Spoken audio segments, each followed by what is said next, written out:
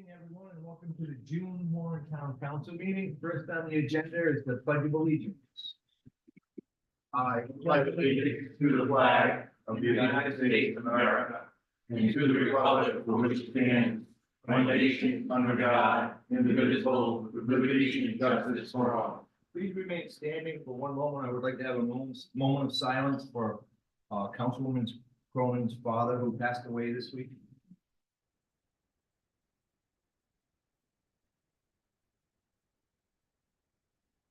Thank you. I didn't know. Okay. I didn't know.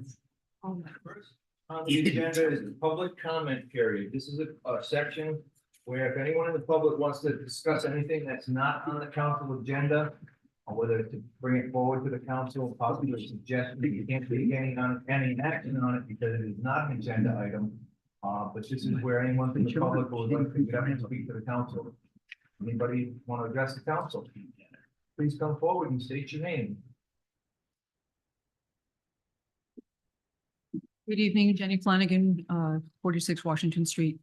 Down at the town dock, between Chomp and Tavino, there's a strip of land at the end of there's a wharf there, and there's a fishing boat that moors there and a slip. And at the end of that slip between Chomp and Tavino, there's a strip of land that I'm almost certain belongs to the town. Tavino's not using it. It is, it's the bench. So it'd be wonderful if we could get picnic benches or something there. Just putting it out there. Appreciate it. Thank you. Anyone else?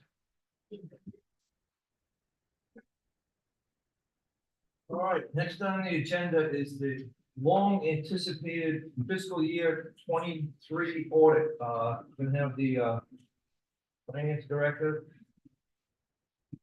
It's my pleasure tonight to introduce Mary Shahady, who's a partner at Hagan Shahady, our auditing firm.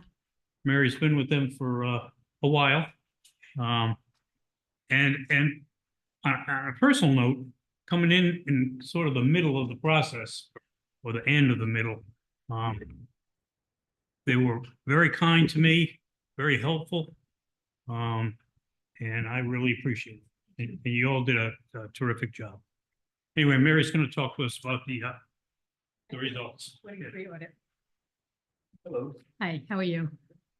Yes, we had this little chat before. I think it's been 45 years since I started, so we're not telling anybody that anymore. I'm just going to say it's been a while. So you have in front of you, I'm assuming, the fiscal year ended June 30, 2023 audit. Now, as you all know, the town obviously had some ups and downs this past year, and as a result, this audit is significantly late. So I can go into a lot of detail, which is what I would normally do, or I can make it pretty short and sweet. It's really up to you. But normally what I would do is go through the document itself, and we can stop there. But if you think that I'm too long-winded, just say, okay, I've heard enough. We don't have it on. Yeah, we got it last month. No, I mean a Oh, yeah. yeah, You presentation. can follow. No. No, I did not put together a presentation. I figured this document was so old at this particular point that I didn't know It's whether. brand new to us. Well, we've had it, yeah, we've had it for about 2 months, actually. They couldn't make it. I mean, the public Yeah. and all. It's, Yeah. you're the hottest news in town. I am I? Yes.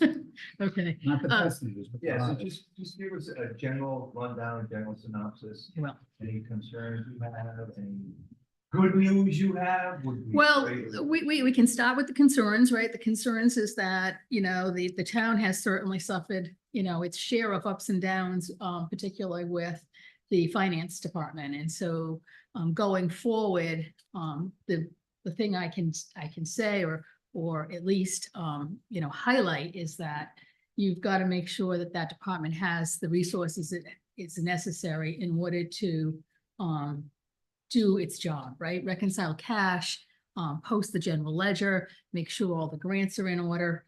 So when you say resources, is that what you're referring to? Manpower. Yeah, Manpower. so when you're saying resources, just spit it out, tell us what you. I think it needs manpower. David's wonderful and he's new.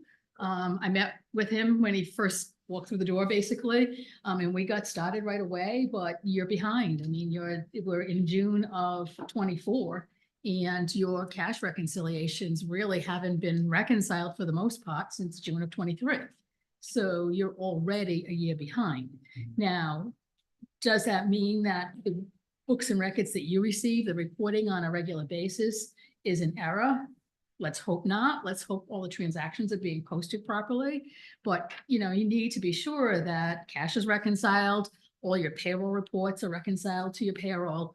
And you need to make sure that all your grants are reimbursed or request for reimbursements are done timely. You'll see in this document, there is $2 million. I think everyone's talked about it at this point, but there's $2 million that sat out there with the state grant, the RIB grant, that hadn't been drawn down. So the general fund paid $2 million worth of expenses in 2017 and 2018.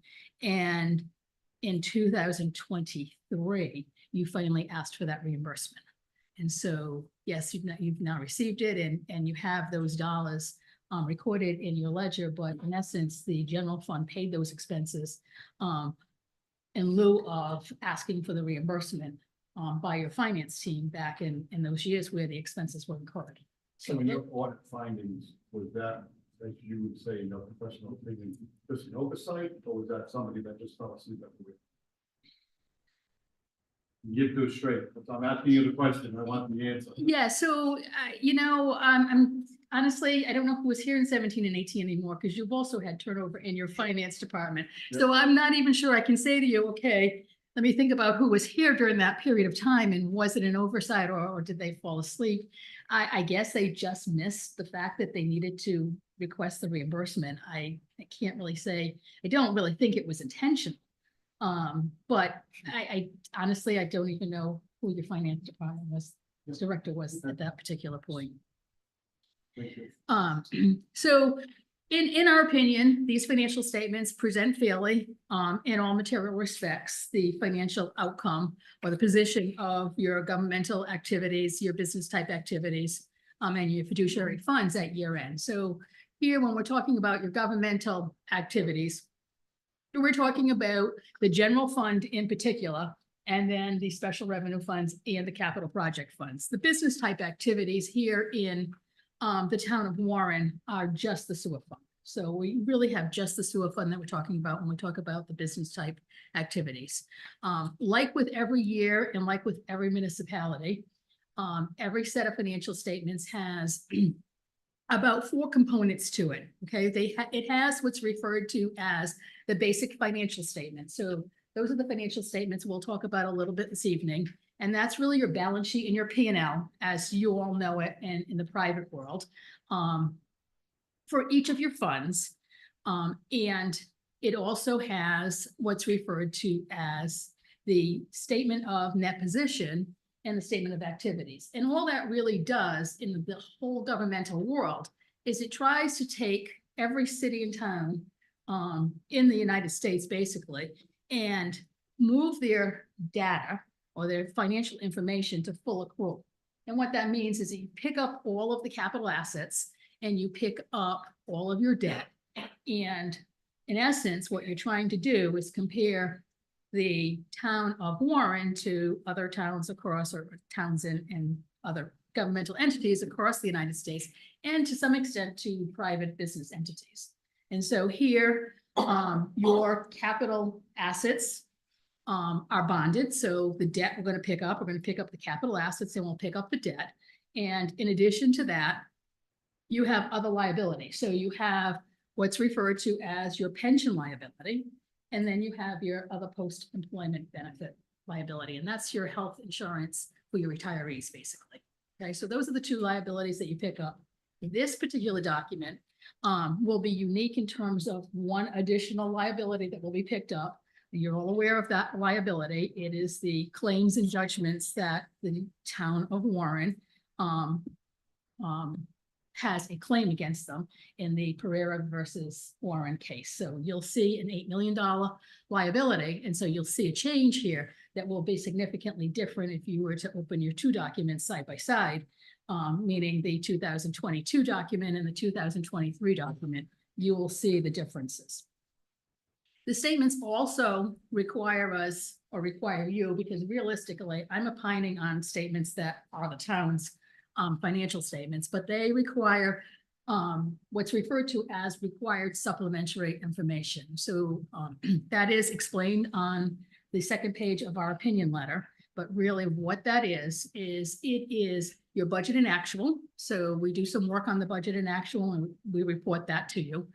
In addition, management discussion and analysis is the start of the document where it's an overview of the finances of the town of Warren, which generally is written by staff at the town or at the city or the governmental entity that we're doing it. Here we assisted in helping write it because, again, your staff was new and sometimes it's just, a lot of it is boilerplate anyway. And so we are just going to hit the highlights in terms of what are the differences from one year to the next and report that. And in addition to that, the information with regard to your net pension liability, as well as your, and that is both, that's going to be for both your general employees as well as your police and fire, because they're in two different retirement plans, as you know.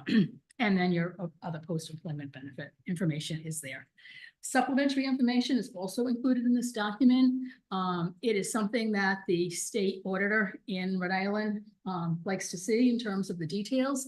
And what that does for you is it provides you with a detailed balance sheet and P&L or revenues and expenses for each one of your funds. So if you want to look up a particular fund, and we'll talk about a couple of them, but if you want to look up a particular fund, you can look in the combining financial statements and you will see them there. The reporting that we do is, or that you are required to do in the basic financial statements, is to show your major funds and then show all of your other funds aggregated. So that's why the detail is in the back, so you can see those aggregated funds. Is here in Warren, your major funds are the general fund, of course.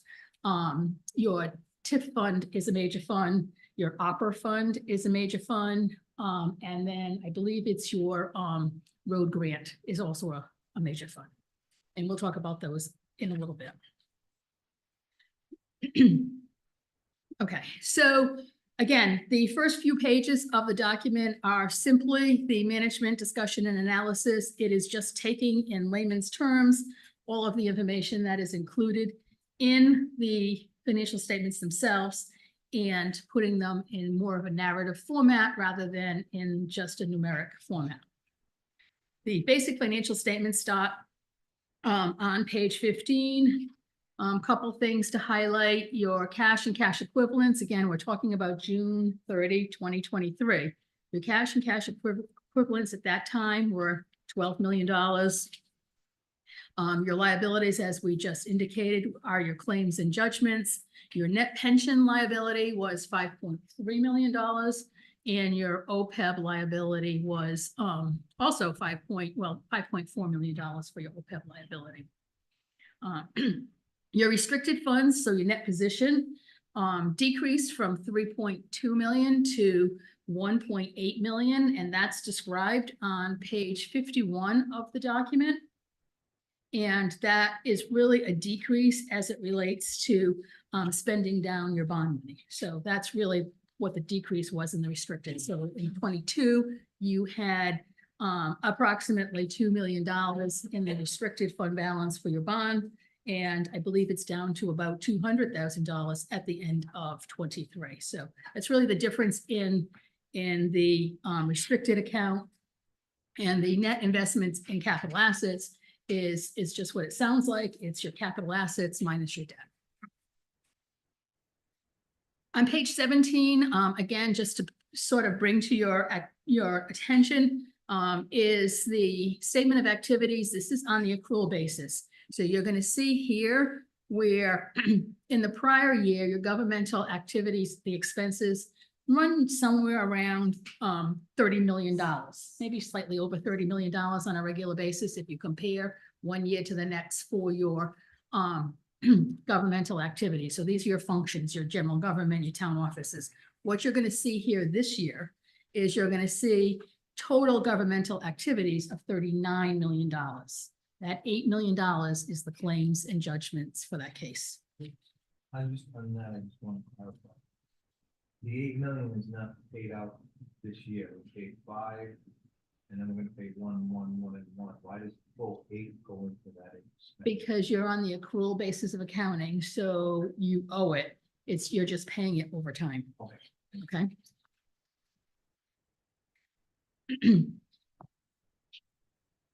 Starting on page 19, so those are the accrual basis. And so what you're gonna see in your business type activities there is exactly what we'll see when we look at the enterprise funds, or what's referred to as the proprietary funds. Your basic financial statements, and these are really, when you think about what you receive on a regular basis from your finance department, you receive, or theoretically should receive, your budget and actual information, right? Your revenues and expenses. The governmental funds are reported in that same method of accounting. So there won't be a difference between what you normally see, of course, unless we've posted audit adjustments, but you won't see much of a difference here. So just a couple of things to highlight for you, just so that you understand, I guess, where some of these numbers come from. Non-spendable fund balance is a portion of your fund balance that you can't currently spend. So it's anything you've prepaid, or it's inventory. So if you have any supplies inventory, you can't convert that to cash immediately. So that's referred to as non-spendable.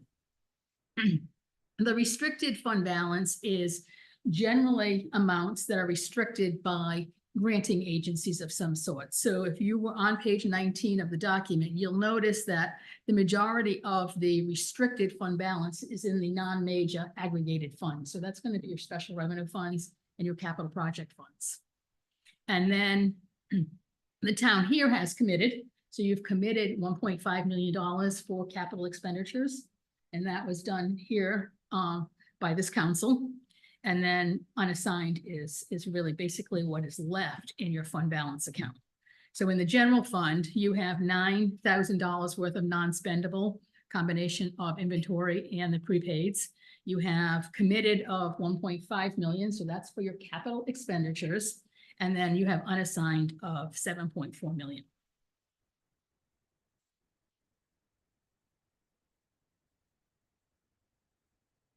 Page 21 is where we would report, you would report the statement of revenues, expenditures, and changes in fund balance. So a couple of things I want to highlight here.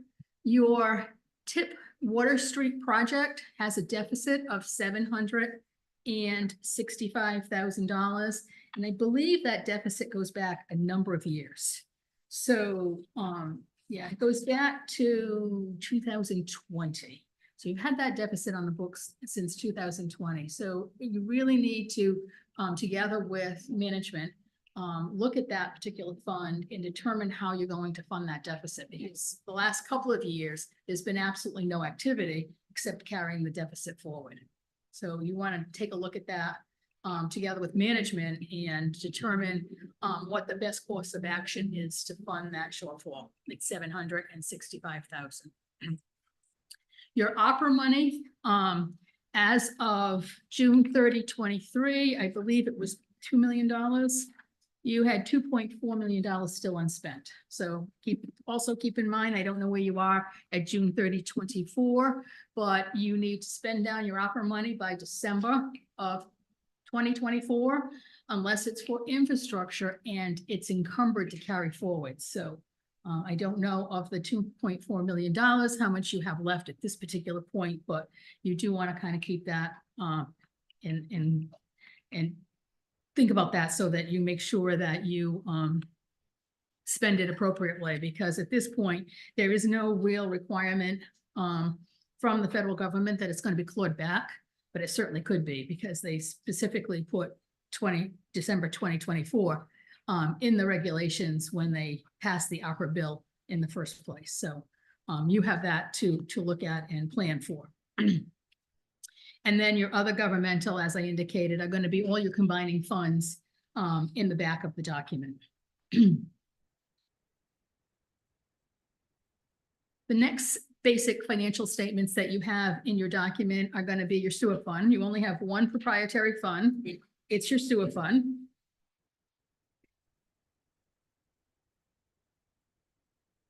The sewer fund has a total fund balance of $467,000. That is an increase from the prior year of 83,000. So a small increase over the prior year. The user fees were about the same from one year to the next. In 2022, your user fees were 1.742,000. And in 2023, in this document, they're 1.706,000. So they're about the same. And that is also true for your expenditures. In 2022, your expenditures were just under they were actually at 1,661,000, and in 2023 they were 1,623,000. So they're about the same. Last year's surplus, to kind of put it in perspective, last year's surplus was 82,458. This year's 83,011. So basically, your sewer fund runs at about the same pace year after year.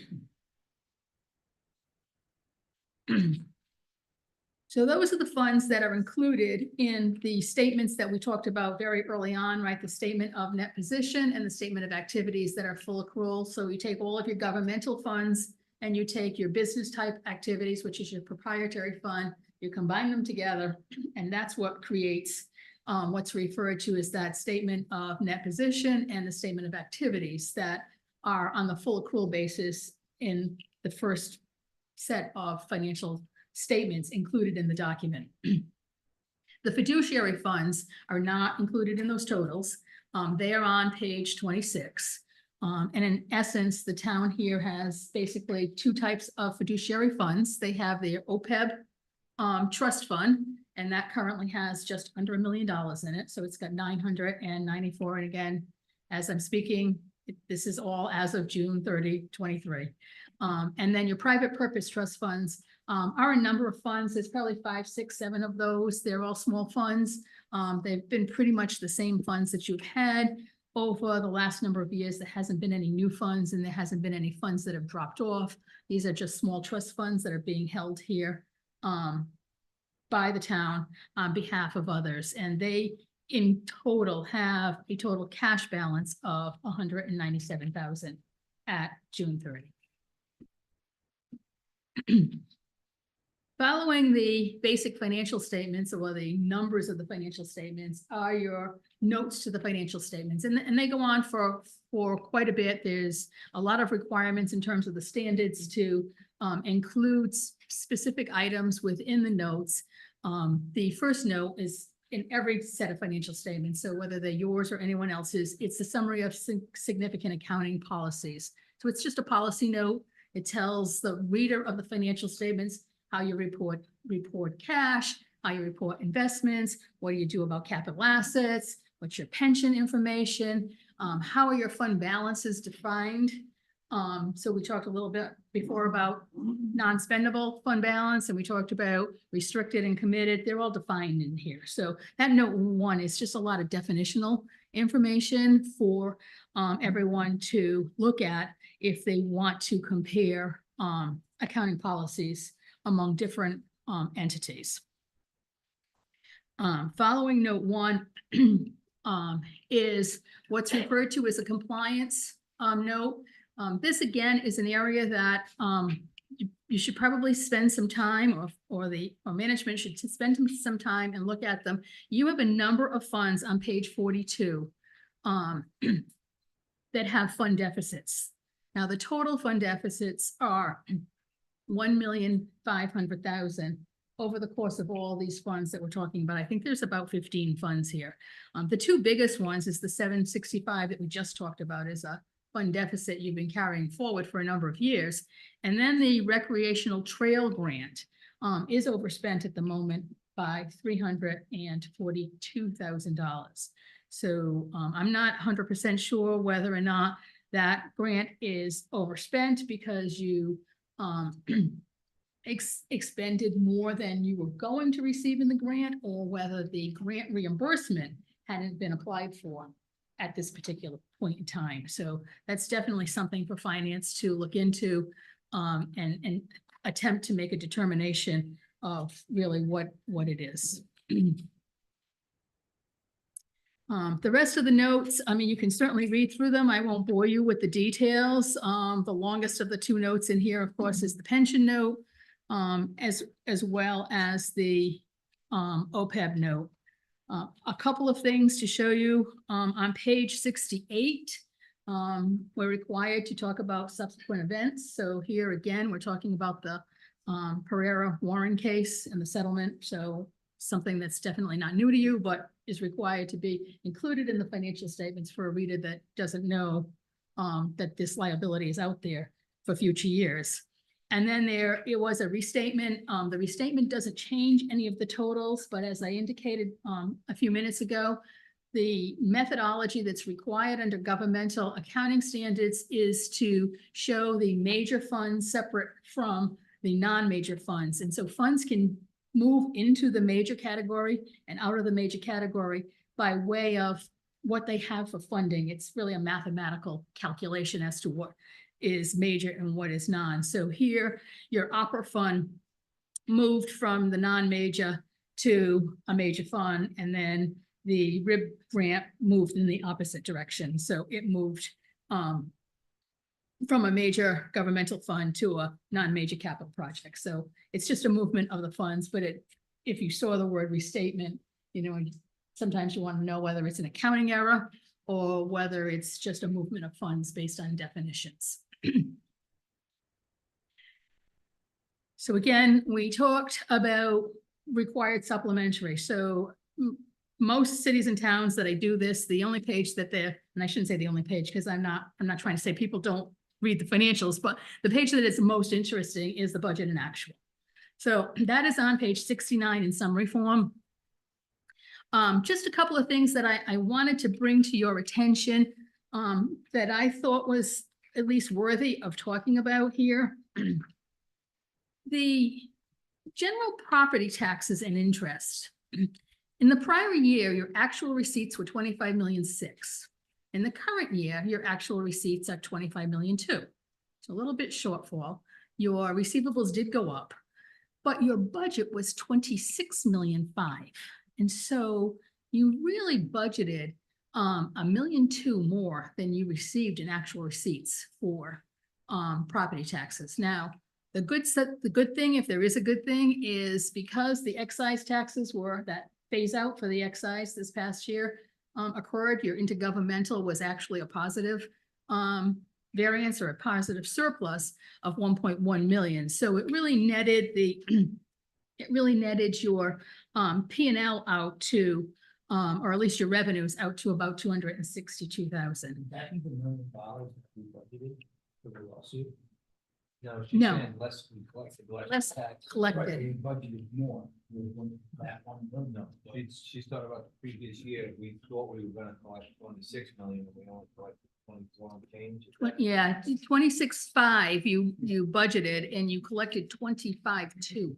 So $1.2 million less in general property taxes and interest. What page? 69. We know if all the taxes were collected or. Well, the tax collector gives you or includes as supplementary information in the document, their report. And what I can tell you from their report is that's on page 113. The receivables at June 30, 22 were 676. The receivables at June 23 were 787. So that would make up for a little over 100,000 of the difference, but not $1 million. So it almost looks like they were over budgeted. Because if you look at the commitment, the assessment of taxes in 20, which would have been the one reported in the 22 financials, was 25,476,000.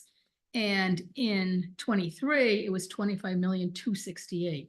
So your tax base actually decreased from one year to the next. And that's from your certified tax roll. So that would have to, those questions would really have to go specifically to your tax collector. But I can tell you factually that that's really what's happened there, but that doesn't explain the shortfall that I see in the property taxes themselves. Does this circle back to the information that council presented to do our budget coming out of our finance department? And we're basing those calculations on that? Yeah, Or- I don't think it's a fair question. for the people. I'm just She's trying to- gonna tell us where we are, not how we got here. Well, but yes, but to some extent, that's correct. So you're relying on information Yeah. from actually from multiple people, right? Your finance department for what's actually happening from your tax collector's point of view as to where your receivables are going, right? Are you collecting your receivables, or do you have more receivables that are hanging out there that maybe need to be tax liened or something else? Or we go to the assessor and, was it a revalve year? Was it not a revalve year? When we're doing the assessment, did you lose a big taxpayer potentially? Sure. I don't know. Those questions I can't answer. That would have to go to your assessor, but I'll just use, I'm from the city of Fall River, and the hospital, St. Anne's Hospital, closed, right? That's $1 million taxpayer. Yes. So obviously, we're gonna have issues in Fall River with their tax collections because it closed after the assessment year. And I know we're gonna go off topic, but St. Anne's has been projecting that they would have been closing probably within the past 4 or 5, maybe even 10 years Right. that they've been talking about it. Would it be advisable for that municipality to be planning for that? So I'm not the assessor, but Sure. so I would say that that's a possibility, right? So maybe they should have put a reserve in, so assess the circling tax. back to where Right. we got, where we had this shortfall of $1 million I don't, right, too. right. Okay. So, We don't know what it is yet. right, so that really is a question for your assessor. Yeah. So I can't answer Because that. we were basing our decisions on the best information we had, and we certainly didn't pretend to over budget. Oh, no, No, I'm not saying you yeah. did. No, I we believe just me, I think we under collected. Well, what I'm saying, we Right. have no control over. it. right, I'm just trying to give you factually what page 69 That's looks what like. this audit produced, is Right. you come up with conclusions based on facts. Right, and questions that lead you to follow up either yourselves together with management. So some of these, like the deficits we just talked about, that's the conclusion, but I can't tell you how to fund those. Those are just more informational from that point of view. On the expenditure side, just a couple things to point out. General government had almost a $300,000 surplus in general government. The majority of that surplus was $107,000 in insurance and another $77,000 in an account called attendance premiums. So that's the majority of that turn back. Fire was pretty flat. Police had a significant surplus. The surplus in the combined two departments was 192, but the police salaries were 174 of that amount. So 174 of the police salaries, combined salaries now. So I'm talking about all areas of salaries, including your premium pay, your holiday pay. So total salaries in total you had a surplus. What else? Public Works, you had a shortfall, like every other community, in trash, or trash collections. But you just also had a surplus in the salary line. So this goes to, some of the turnover the town has had where they haven't had the full complement of the personnel that they may have had when you put the budget together. So that's not to say that that will happen in future years, but that's really the result of what I'm seeing here. And then you have $1 million in capital that you had planned for.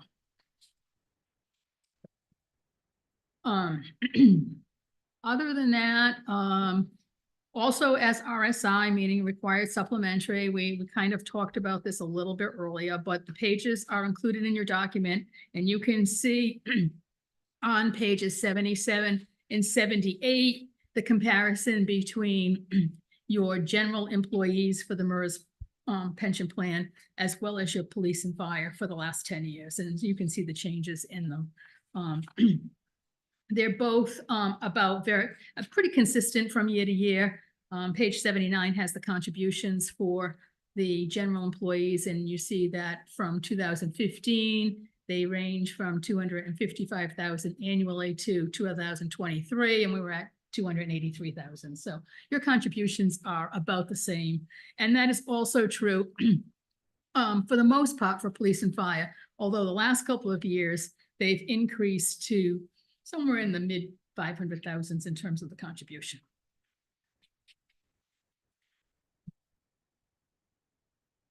Now, other than that, again, all of your combining special revenue funds and capital project funds are included as supplementary information, and they begin on page 91. And you can see by looking at these funds, I'm not going to go through them all because you've got a number of them, and again, they're a year old. But, you know, you have some with very little activity and then some that have a little bit more activity. And you can kind of look at that just by running across the columns with regard to the revenue and the expenses.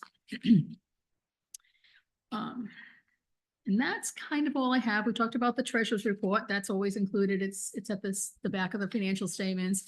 I'm sure you're all aware of this, but the state of Rhode Island has a mechanism to report all of their communities in what's referred to as a portal.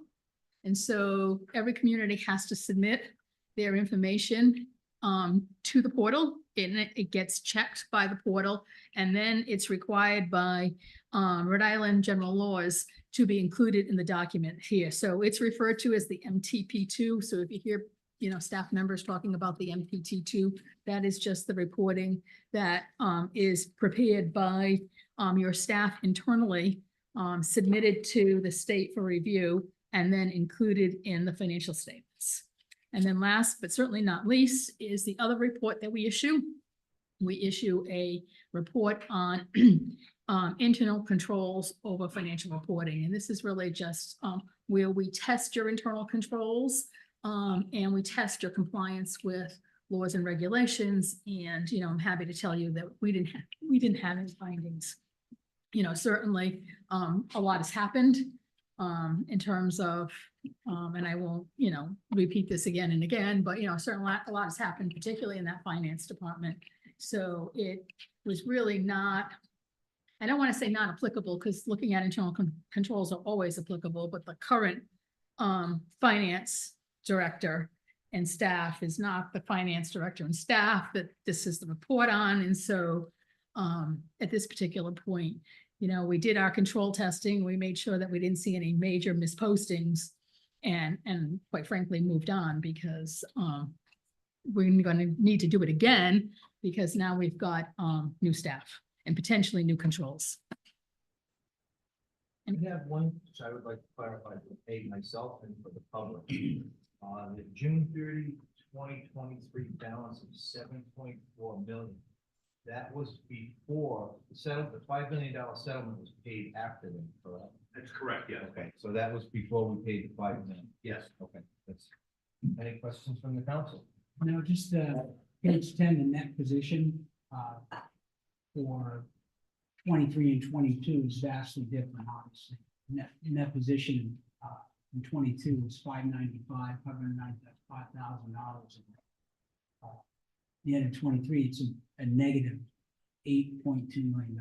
So that's reflecting the lawsuit. That's correct. So if we pull that out, Right. it's a much different looking report. It doesn't.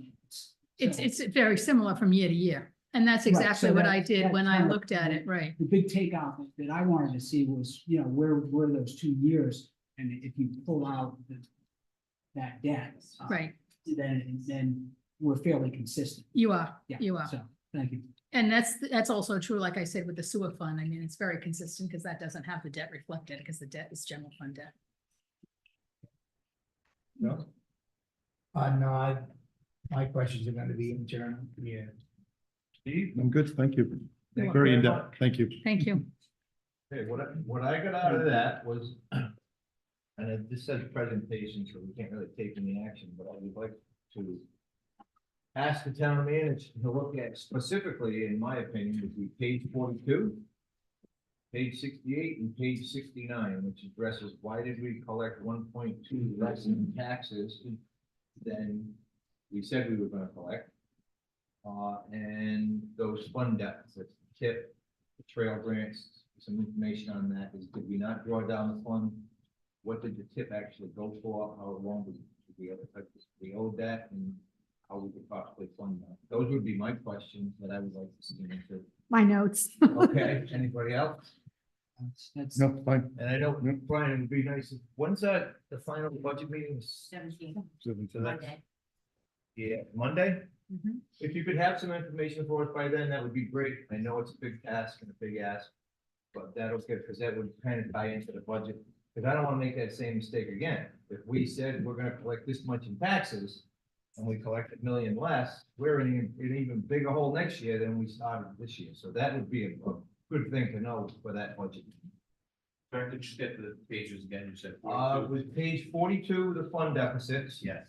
And 68 and 69 were the, I believe those were the 2 pages about the lack of projected income and what we ended up taking in, the 1.2 million less, what caused that? And Yes. hopefully that's not gonna happen again this year.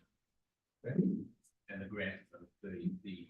Yeah, that's, Unfunded fee. yeah, that's page 42. That's Well, there was 42. a few accounts in there. There was the tip and the trail grant were the 2 big ones, yes.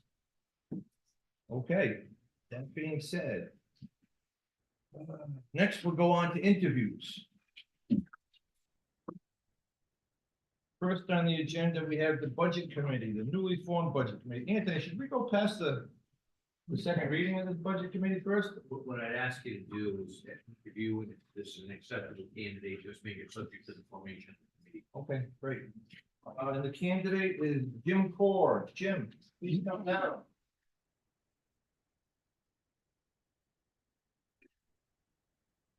We've got your resume. You Great. want to just give us a rundown on why you're interested and what you can bring to the table? please? Yeah, sure thing. Thank you very much for seeing me. Thank you for considering the application. Right, in terms of why, this is a great town. I'm new, having moved here about a year or so ago. I understand you're all volunteers, and thank you for your service. I came to the budget hearings, probably some of the first town council meetings, and I felt bad for the council. It was torturous. You were in a tough spot, having to make some decisions without really clear info. It seemed like a tough process, and it was maybe a perfect storm of new staff, some budget shocks, things of that nature.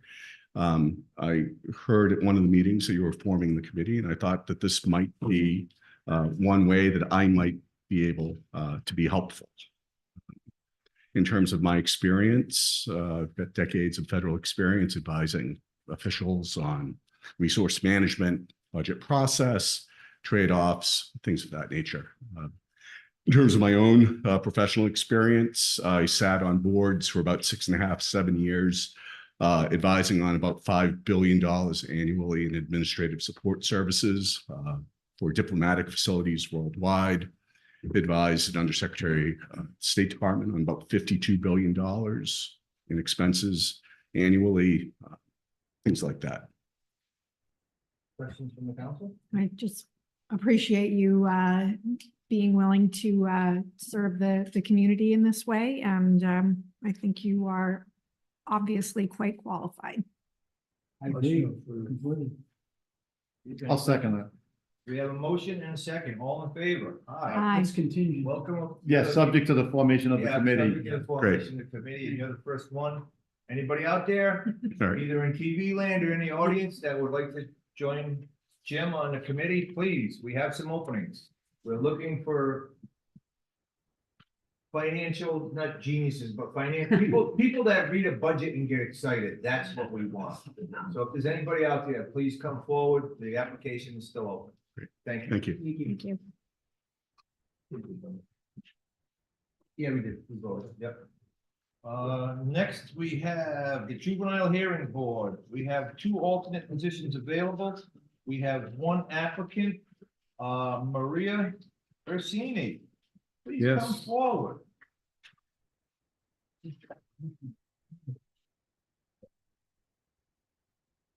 Hi. Hi, good evening. We all know you, so just give us a quick rundown of why you're interested in this position. Well, as you all know, I am part of the Warren Prevention Coalition. I've been involved in coalition work since 2008. I've been also involved in through our school system as my children grew up in different aspects of, you know, being involved with PTA, PTO. Whilst I also had been involved in our church. I was on the Holy Ghost Committee. I was on the Santa Cruz Committee. I've been 17 plus years on the 4th of July Committee.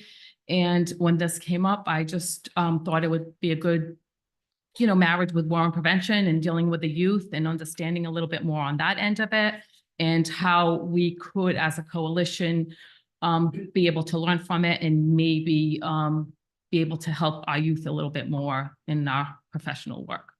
Questions from the council? Again, I just appreciate you, a person so eminently qualified and with such obvious concern for the community, being willing to step up. So I would make a motion to appoint you. We have a motion and a second. All in favor? Aye. Thank you. Thank you. Thank you. Okay, next we have Voluntary Historic District Committee. We have 1 position available. We have 1 applicant, Margaret Batt. Is Margaret here? You don't look like. You don't look like a Margaret. I, You were a consigliere? we have a great barber next door. He did Yeah. wonders. Good evening. I'm Dave Bolster. I'm on the Historic Commission. I'm here to speak on Margaret's behalf. She is at a conference studying about how to preserve historic resources in the face of climate change. She did some of that work as well in her experience with the Newport Restoration Foundation, where she currently works. She creates and oversees projects overseeing 70 different properties that are on the National Register of Historic Places. She got her Bachelor's of Arts in Environmental Sciences at Brandeis University, magna cum laude. In 2019, she got her Master's in Science in Historic Preservation from the University of Pennsylvania. And I think Warren is very fortunate to have someone with her professional experience willing to volunteer to help Warren's preserve its historic resources. And I would venture to say that she's probably the most qualified person in the 30-year history of this board who's ever served on this board. So I think she's eminently qualified to. And she is. Second. We have a motion and a Yeah. second. All in favor? Aye. Aye. Actually, they live in my grandmother's old house. I'm sorry. Yep, thank you. Okay, next we have some reappointments. We have the Tax Assessment Board of Review. We have Derek L. Trombley and Paula B. Wolfgang. Did we get letters saying they're still interested? We do. Yep, motion to approve. Yeah. Motion and a second. All in favor? Aye. Okay, next we have acceptance of minutes, the May 14th regularly scheduled meeting minutes. Any questions or amendments? No, motion to approve. We have a motion. Do we have a second? Second. All in favor? Aye. Aye. Next, we have the acceptance of May 14, 2024 executive minutes. We don't have it. We don't I was have gonna it. say, I sent to my email. to you. Oh, you did. That's right. He did. I didn't see that. My email has been acting up. Yes, When did you do that? Yeah, I didn't notice. I did it last week on Thursday. yes, he did. Wow. Okay, we'll continue that the next month, so the ones that didn't see the email, because I didn't Thank you. see it, Hmm. but we take your word for it. No, he did. Yes. We know you, we updated.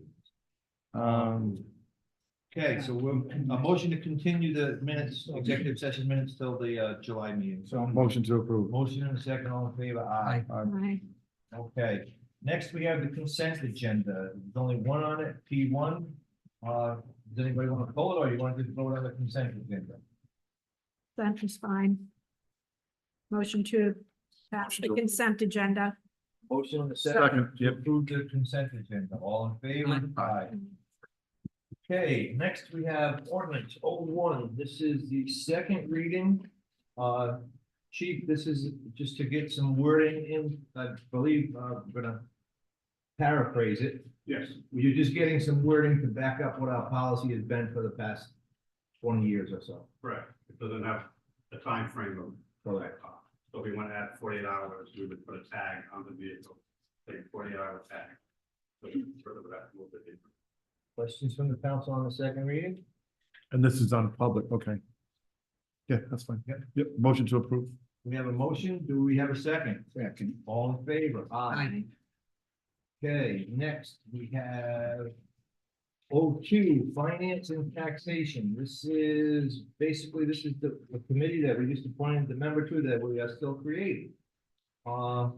Any questions from the council? This is the first reading. We did discuss it a little bit last month, but this is the first time we got the official wording. Any questions from the council? Seems pretty straightforward. Yeah, no. Yeah. It's an advisory board Yeah, and only Yeah, on it's- budgetary yeah, it's not, matters. I don't want to call it a watchdog group. It's just It's an advisory. yeah, board. see if They're they gonna look see at us the going budget. down a dark path to say, hey, wait a minute, this is not a good place. We need help. Yes. Okay, can I have a motion for the pass the first Motion to reading? approve the pass the first reading. Second. We have a motion and a second, all in favor? Aye. Okay, next we have public hearing number 1. Which is the transfer of a BBL from More Chives. Yeah, we'll see. Hearing for a transfer of BBL beverage license to a BV license. Okay, so they're going from a limited to a full beverage. Is a representative from Chives here? Yes. Please come forward. Aye. Hi, I saw you guys Nice to a see couple you. meetings ago. Yeah, yes, welcome back. thank you, thank you. So you haven't opened. No, I know, I lied. But you're last gonna time. go I for said the we were gonna fall? Open in June, it's gonna be mid-July, Okay, yeah. but And we're going for the full now because we know it's available. And rather than waiting and seeing what happens, it just, like, might let's as well. just start all. makes good sense. Yeah.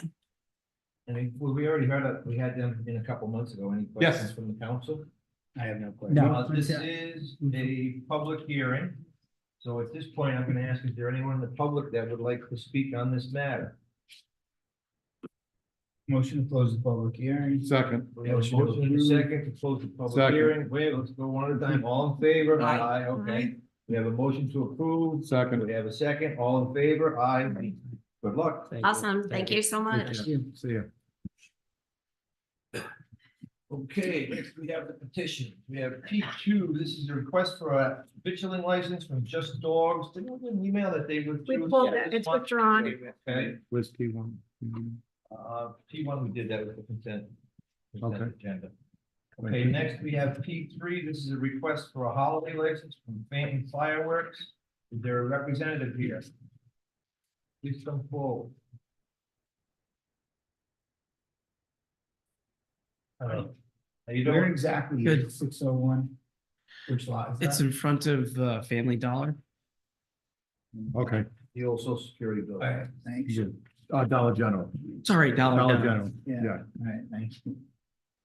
Dollar General. Social, Security, Dollar General, Family Dollars in Is it, Ocean State Plaza. Are you thinking Ocean State Plaza? I have it written as Family Dollar. is it job lot? It's Well, that's job lot. Okay. That's Ocean State Plaza. Yeah, you see the giant.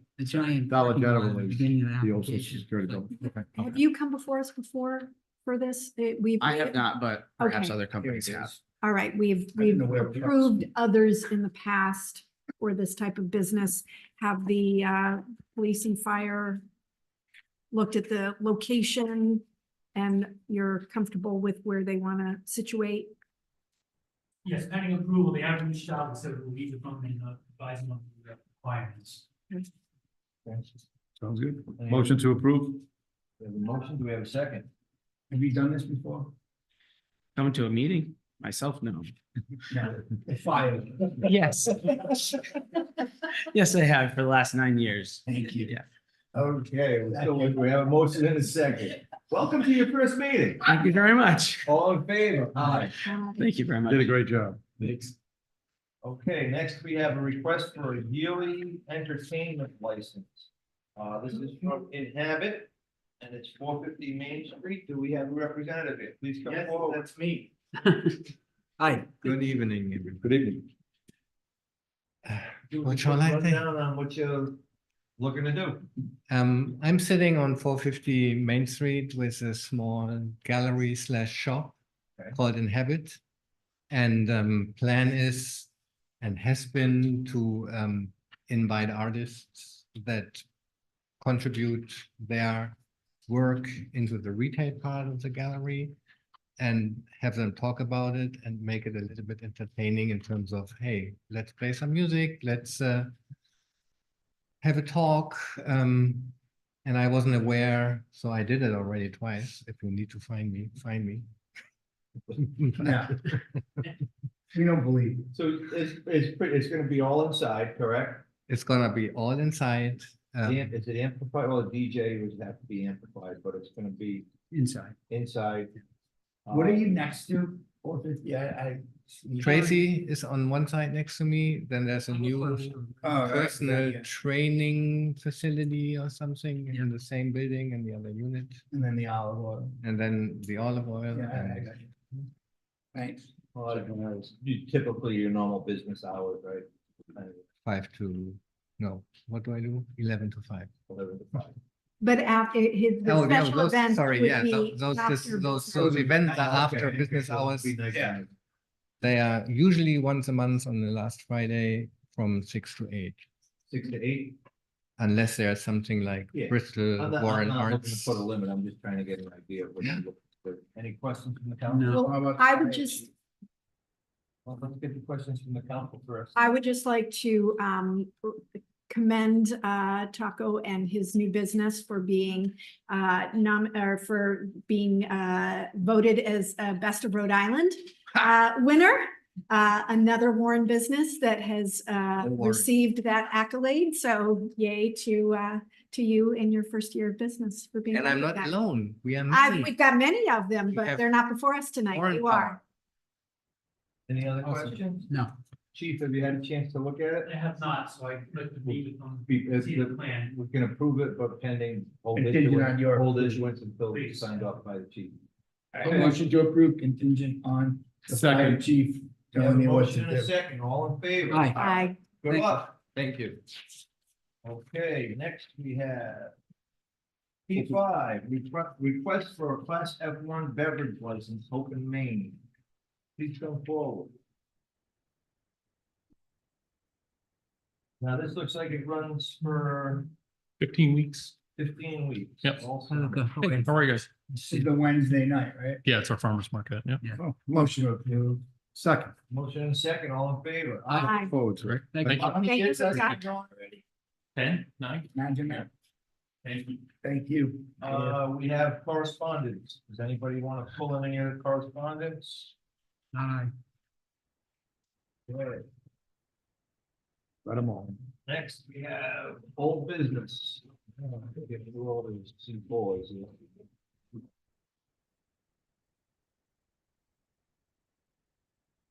Moving along.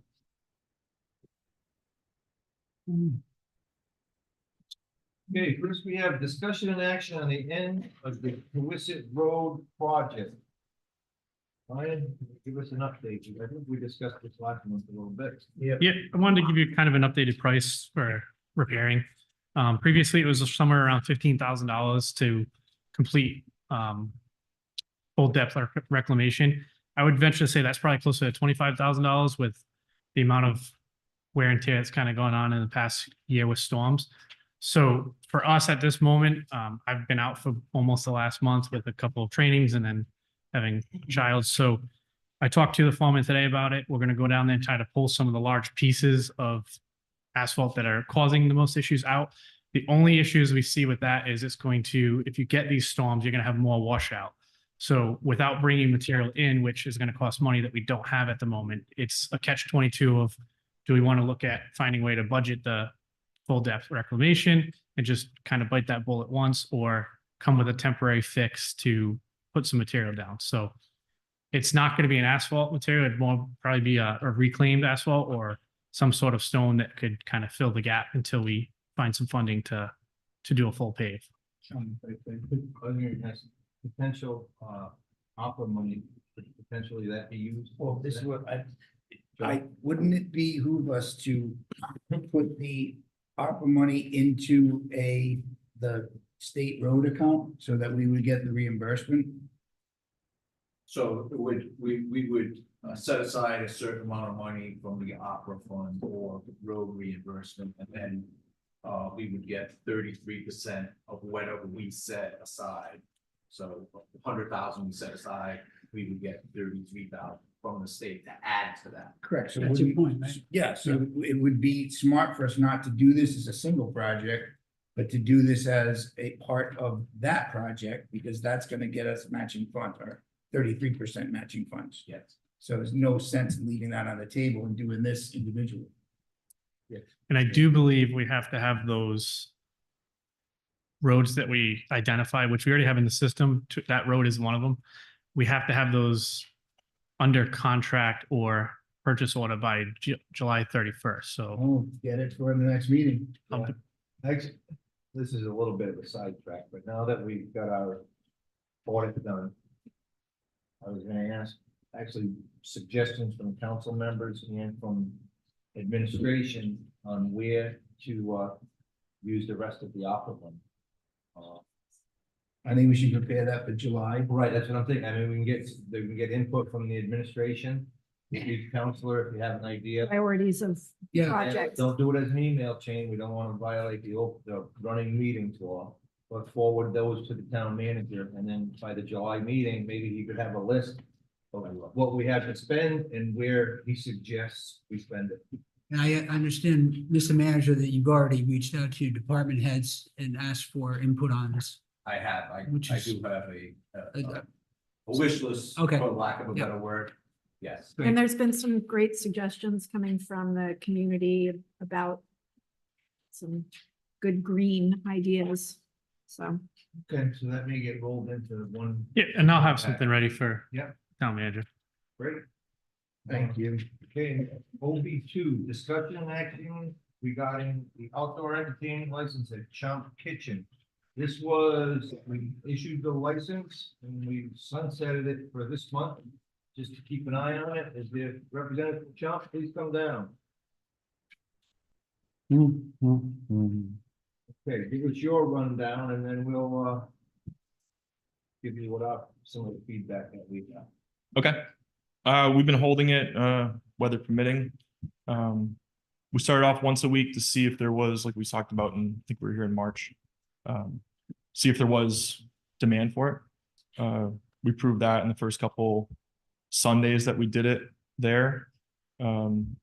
Since then, we've had a couple Wednesday, amplified guitar, I guess not acoustic guitar, on Wednesday nights from 5 to 8. That's been well received by our guests as well. And that's kind of the plan that we plan to keep, or the schedule, I guess, that we plan to keep having moving forward. So Wednesdays and Sundays during the day.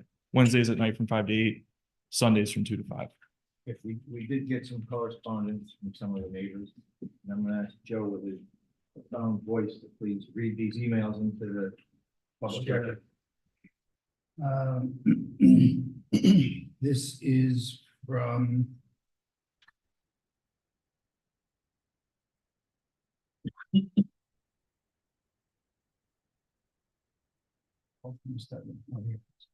This one's from Fletcher Rawls.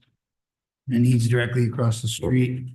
Dear members of the Warren Town Council, unable to attend tonight's meeting in person, I write to you to express my and my neighbor's opposition to the granting of the reference entertainment license application. My family and I reside at 296 Water Street, directly across from Chomp, from the entrance to the town wharf, and by approximation, Chomp Kitchen and Drinks Restaurant. From experience since the opening of Chomp and the occasional times that they have engaged in outdoor music entertainment, I can assert that the volume of the music has been not only objectionable, but abusively loud and inconsiderate of persons in the neighboring homes. We neighbors have had to individually resort to making noise complaints to the police.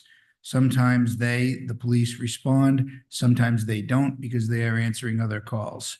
Sometimes when they do respond, they bring a decibel meter to check noise volumes. And it is interesting to note from our vantage point at our home that as the police car enters the wharf, the music level goes down. But enough of noise meters. The average person knows when something is too loud, and we, your tax-paying residents of Water Street, are begging for the right to peaceful and quiet enjoyment of our properties. And that's Fletcher and Mary Rawls, and they're right across the street. Next, we have from John Zayak. Dear Town Council, I oppose a yearly outside entertainment license for Spindrift Hospitality Group, LLC, doing business as Chomp Kitchen and Drinks. The increased traffic is going in and out of the town wharf, and loud music has negatively impacted the neighborhood. Also, early morning deliveries, Cisco, grease removals at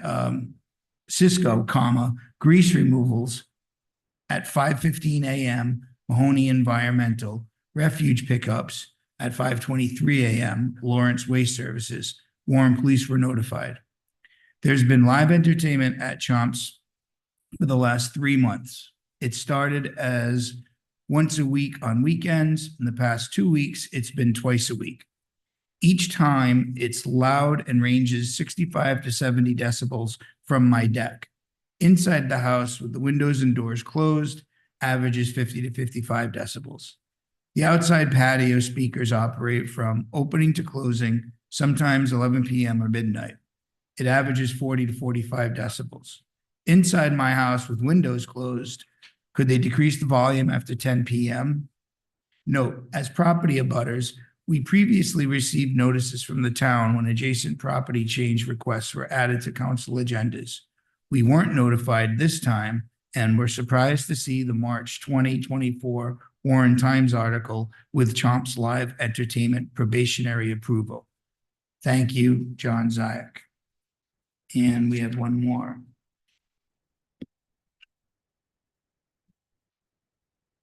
It's from David Oliveira.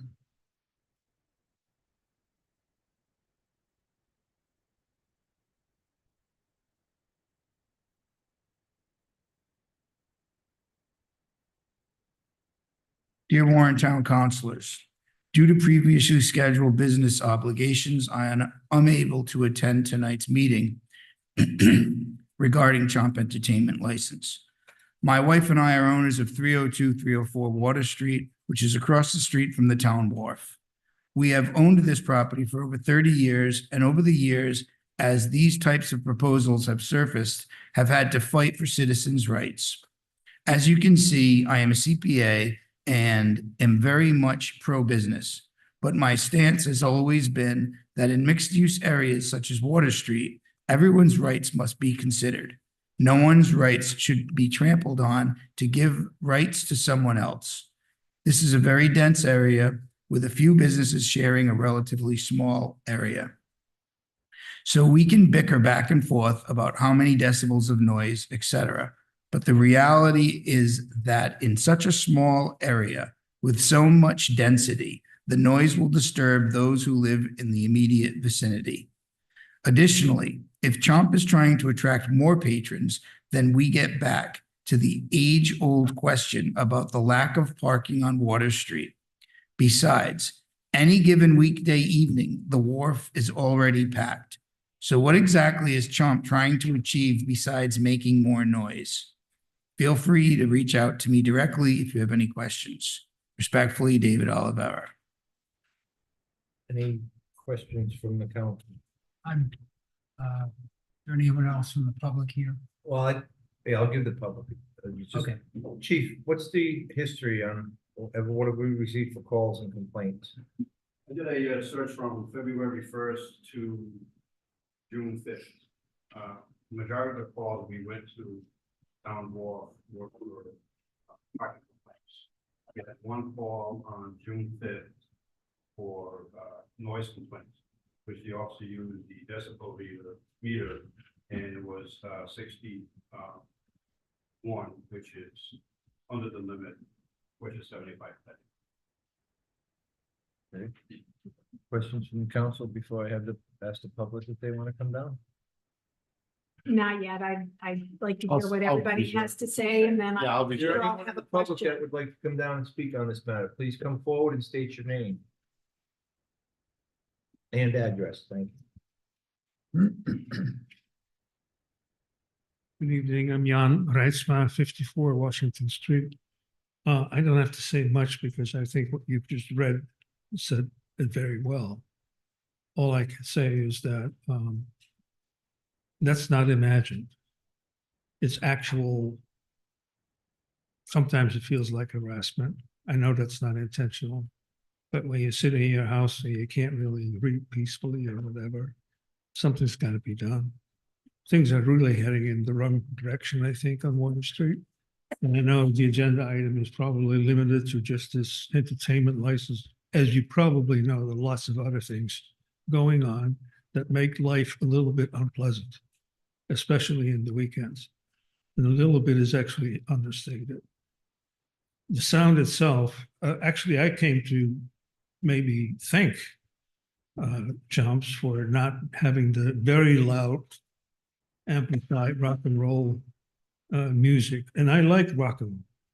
I just don't like having to listen to it in my living room when it basically, it dominates everything. And with the bass line, the walls just vibrate, literally. That's how bad it is. That's just around the corner on Washington Street. So I can imagine what the people who live closer by are going through. I just don't think it should be allowed, period. In this town, I think we have tried to balance things like development, economic activity with people being able to enjoy their properties. And we don't. At times, it's hell. And I hope that the council can do something about that and not take additional steps to let more things happen at Town Wharf than are already happening. And yes, I'll be glad to talk about the parking and the traffic and the motorcycles as well, but I probably am going to be told that that's not on the agenda. Thank you. Thank you. Is there anyone else in the public that would like to speak on this? Okay, questions from the council, Carrie? Well, I guess my question would be for Sam. Is this surprising to you that there are? Yeah, that there's I mean, such truthfully, yeah. opposition? And once you've had a moment to sort of think about it and hear it, if you were sitting in this position, what kind of action do you think you would take, or what do you think is the appropriate response to the community's opposition to us continuing this and your ability to run your business the way that you think is best? What would you do? Yeah. A, if you were here, and B, Yeah. since you're there. No, I mean, I certainly take the concerns that have been, written and spoken about. I see him walking his dog, every day. I want him to enjoy Water Street as much as I do. Like, we're not coming in, with AC/DC, trying to make things more difficult for people. I think we've done everything we can to be as neighborly to people that live there, that have businesses there, that work there, while trying to also appease folks that come to eat. I forget, I think it was one of those emails, Joe, that said, trying to increase traffic. It's not like we're trying to create an ambiance that is differentiating from other restaurants in town. And live music is a draw. The artistic community in Warren enjoys it. It's not something that people come and stick their nose at. It's something that I should mention too, it's background music. It's not intended we don't have stadium seating and, people are staring at the band. There's certainly some people that are doing that. Some people that are sitting, having a drink, watching, but it's mostly people eating dinner. Like I said, in March, I make money selling burgers and beer. I don't make money by people standing and watching music. So it's something that we take under serious consideration with how big the band is, how long they play, what hours they play. All those things come into consideration when we made the decision to come up here and petition you guys for the license in March. And, you know, Water Street, you know, I've been here for 11 years. Water Street is a lightning rod.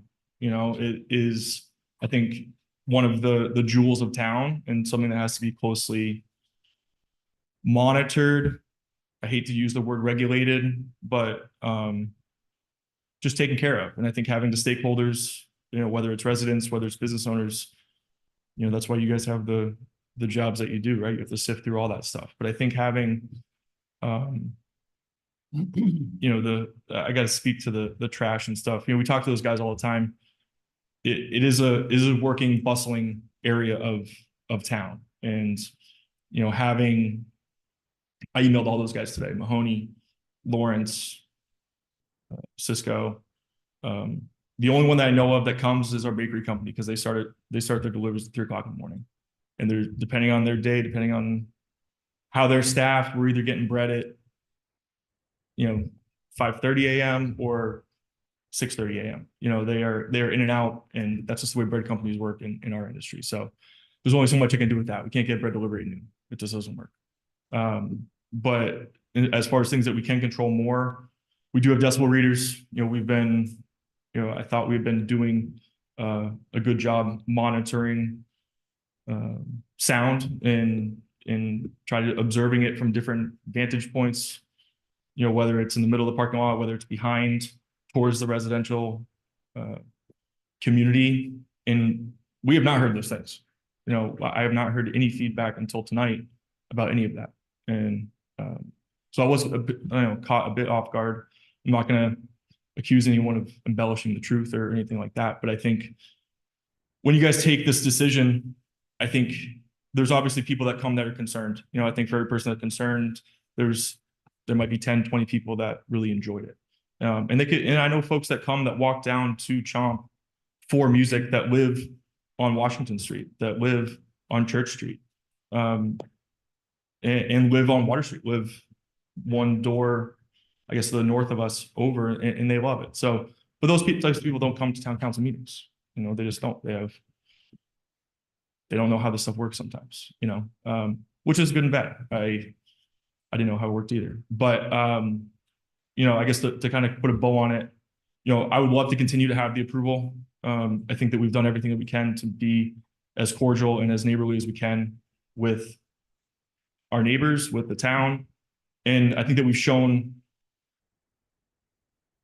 more than most people that we're willing to listen, and that we're willing, you know, if the chief called me and said, hey, this is an issue, we'd take care of it immediately. You know, I'm not one to sit back on my heels and let things just kind of carry on the way they are. We're pretty proactive people. So I hope that you consider all those things, you know, while you guys make a decision, but obviously respect whatever route you guys decide to go down. I like you. I go there. You skipped over me, but. I wasn't actually. order? Well, no, I wasn't actually finished because I asked a couple of questions Oh, and. That was pretty good. Okay. And I didn't know there was an that's- order. That's good. And it's good to know that you're listening, you're hearing, you Mhm. want to be a good neighbor and everything. If we discuss this here tonight and everybody has their chance to ask a question, if we said, we're going to grant this to you, but we're going to adjust the permissible decibels, and we're gonna lower it considerably, or say no amplified music, acoustic only. Mhm. Would you be able to work within that? And I don't even know if the rest would agree with that, but would you be able to work within that framework? I guess I don't know the answer to that question, is because the folks that I think, you know, Brant alluded to it earlier, you know, there's being acoustic and amplified music is different, obviously. Some of the people that play for, I don't want to alienate anybody that they play acoustic. Do they not play, you know, can Matt not play on Wednesdays anymore? I just don't know that answer. I'm open to hearing. I all just of it, looked up guess. what this 60 decibels is, because measurement I'm not 100% familiar with. Yeah, I'm not sure what 60 is. And either. it says normal conversation or an air conditioner is 60 decibels. A washing machine is 70. I just pulled that number out. No, because it no, that's was what the lower. police report came back at 60 decibels. And I was just trying to figure out, well, actually, how Mm. And that loud zone is is that? 75. And that's saying that a washing machine is 70, normal conversation and an air conditioner is 60. So it's not as loud as I thought it was, is what the point I'm trying to make, yeah. And I wasn't gonna bring the decibels up in the emails or the police reports, but we know what those decibels 60 is, and there's no way we have the decibel reader literally in front of the band, 10 feet, 15 feet at the most. And it's below, it's 70 to 72 maximum. So you go 5 feet away. I'm not a huge decibel expert, but it diminishes considerably the further you get away from it, especially being behind it. I would venture to say that 60 is relatively high. But I'm not gonna So deny. where, when we talk about, how that impacts your neighbors, your direct neighbors, Mhm. we've run into this situation before, specifically the concerts at Burrs Hill, where Mhm. they measure the decibels and they're below the max, which is 75, but it's undeniable that's really loud noise that people encounter because of the way the wind blows. And I know that you have no control over that. But that, when we ran into this at the Clam Shack and Todd Blum had to address it, I mean, he perfected an enclosure that would point the music up the river instead of over to Barrington and into the neighborhood. Mhm. So he did a very good job of controlling that. So I think these people aren't, embellishing, their discomfort, or if I can Mhm. say that, with the situation. I think it's real. I think, I'm really torn about, what we can do to create some compromise here. Mhm. And, I know that on amplified music or acoustic music doesn't do it for everybody. Mhm. But, I think in a dining situation, I mean, again, we can debate that, but Yeah. to me, that it kind of makes sense. So I'm reluctant to continue this. I really am, because I've been in the situation myself. Mhm. I live in the neighborhood there. So, and I'm aware of it. So. Joe?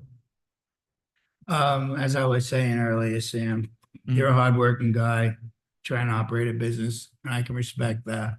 In the same sense, it's difficult for me to ignore the complaints that have been submitted, as well as others that I've gotten from people who didn't want to submit and didn't want to come. Because quite frankly, they like going there, and they don't want to stand up and publicly oppose it. I don't think you can do this too many ways other than having music outside. If you have music outside, it's going to be outside. I don't want to see your inside license get stripped. That's not my intention. I think that unfortunately, my opinion, the neighbors are saying it's too loud for them. I think you're going to be just as full. I think you're going to do just as good a business. Again, it has nothing to do with us trying to increase guest counts and increase revenue. It's Well, that's how I look at it. I don't want to hurt you. So Right. when I have people who are invested in their houses saying, I don't want to live here, my intention is to weigh that on how it would impact you. Now, if this was something inherent with your business, the smell of burgers, right, as an actual example, I would say he's got the right to cook burgers. Yeah. But I the get sound that. of music playing, you don't need music to be outside. And that's where I'm coming from. Because I like you, I like what you're doing, and maybe down the road, something will change. But right now, it's too loud for the neighbors. And unfortunately, you're the last guy asking for something new down there. And a lot of people don't like change, and they actually took the time to voice their opposition to it. So I'm very decisive in what I can do, and I don't want to be wishy-washy with you. So that's where I'm coming from. You can go. I'll go last. So, go ahead. No, I was surprised at what 60 decibels actually was. I thought it was louder than that. Well, yeah, and just because 60 decibels says it's a normal conversation or an air conditioner, it doesn't mean that it's perceived as irritable by the people that live there. I'm not saying it doesn't bother them. I don't think they would have any reason to make it up. I am not considering the parking issue at all. No. In this right here, because the parking issue is the parking issue. It has nothing to do, it has nothing to do with this entertainment license. That's a completely different story. So the part of the complaint where the parking's increased, this and that, I don't really give that much merit because that's the way Water Street is. The parking is gonna limit what the businesses can do. If people can't park, they're not gonna come.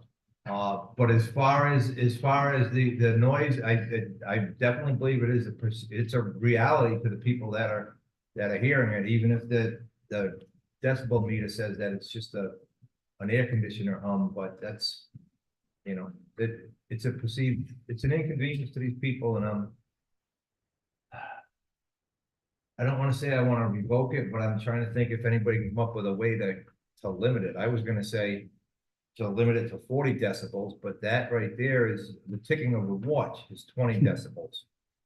So I don't know how the hell you could do that. Go acoustic.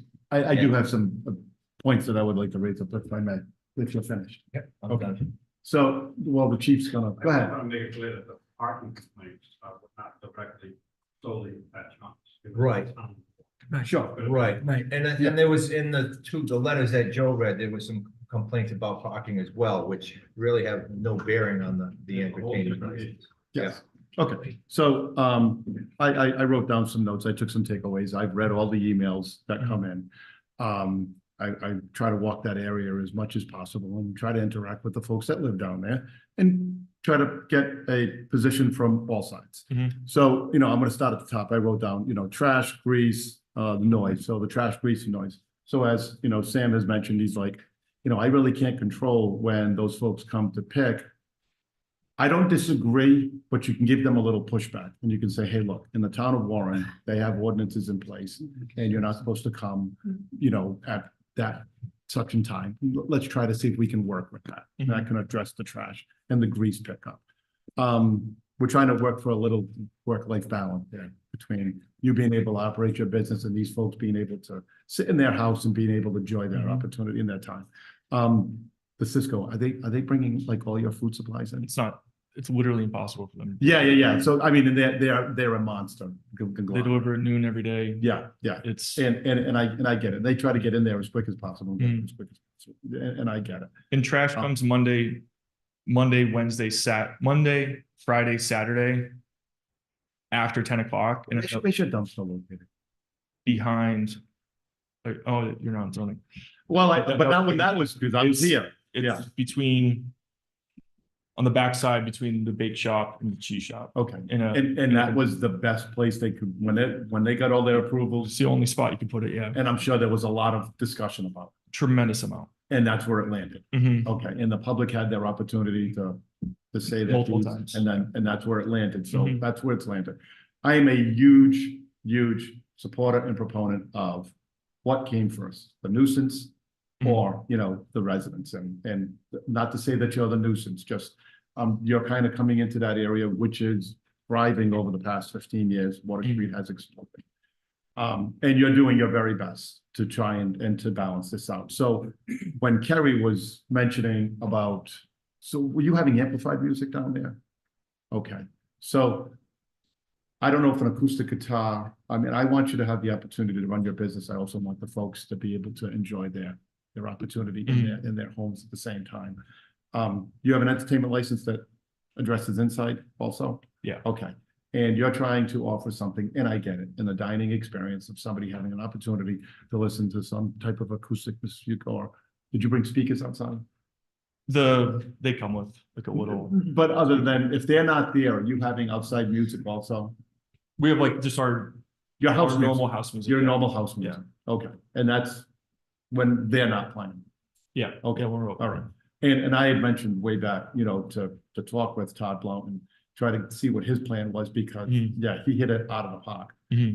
Because he was getting attacked from not only all sides around him, but across the water. Yeah. You know, so, I am, if we could come up with a solution that would work-life balance everybody, where we could land on, okay, fine, we can have some outdoor entertainment, and it's reasonable, where it's not going to be that aerial trespass going throughout the neighborhoods, I'm in favor of it.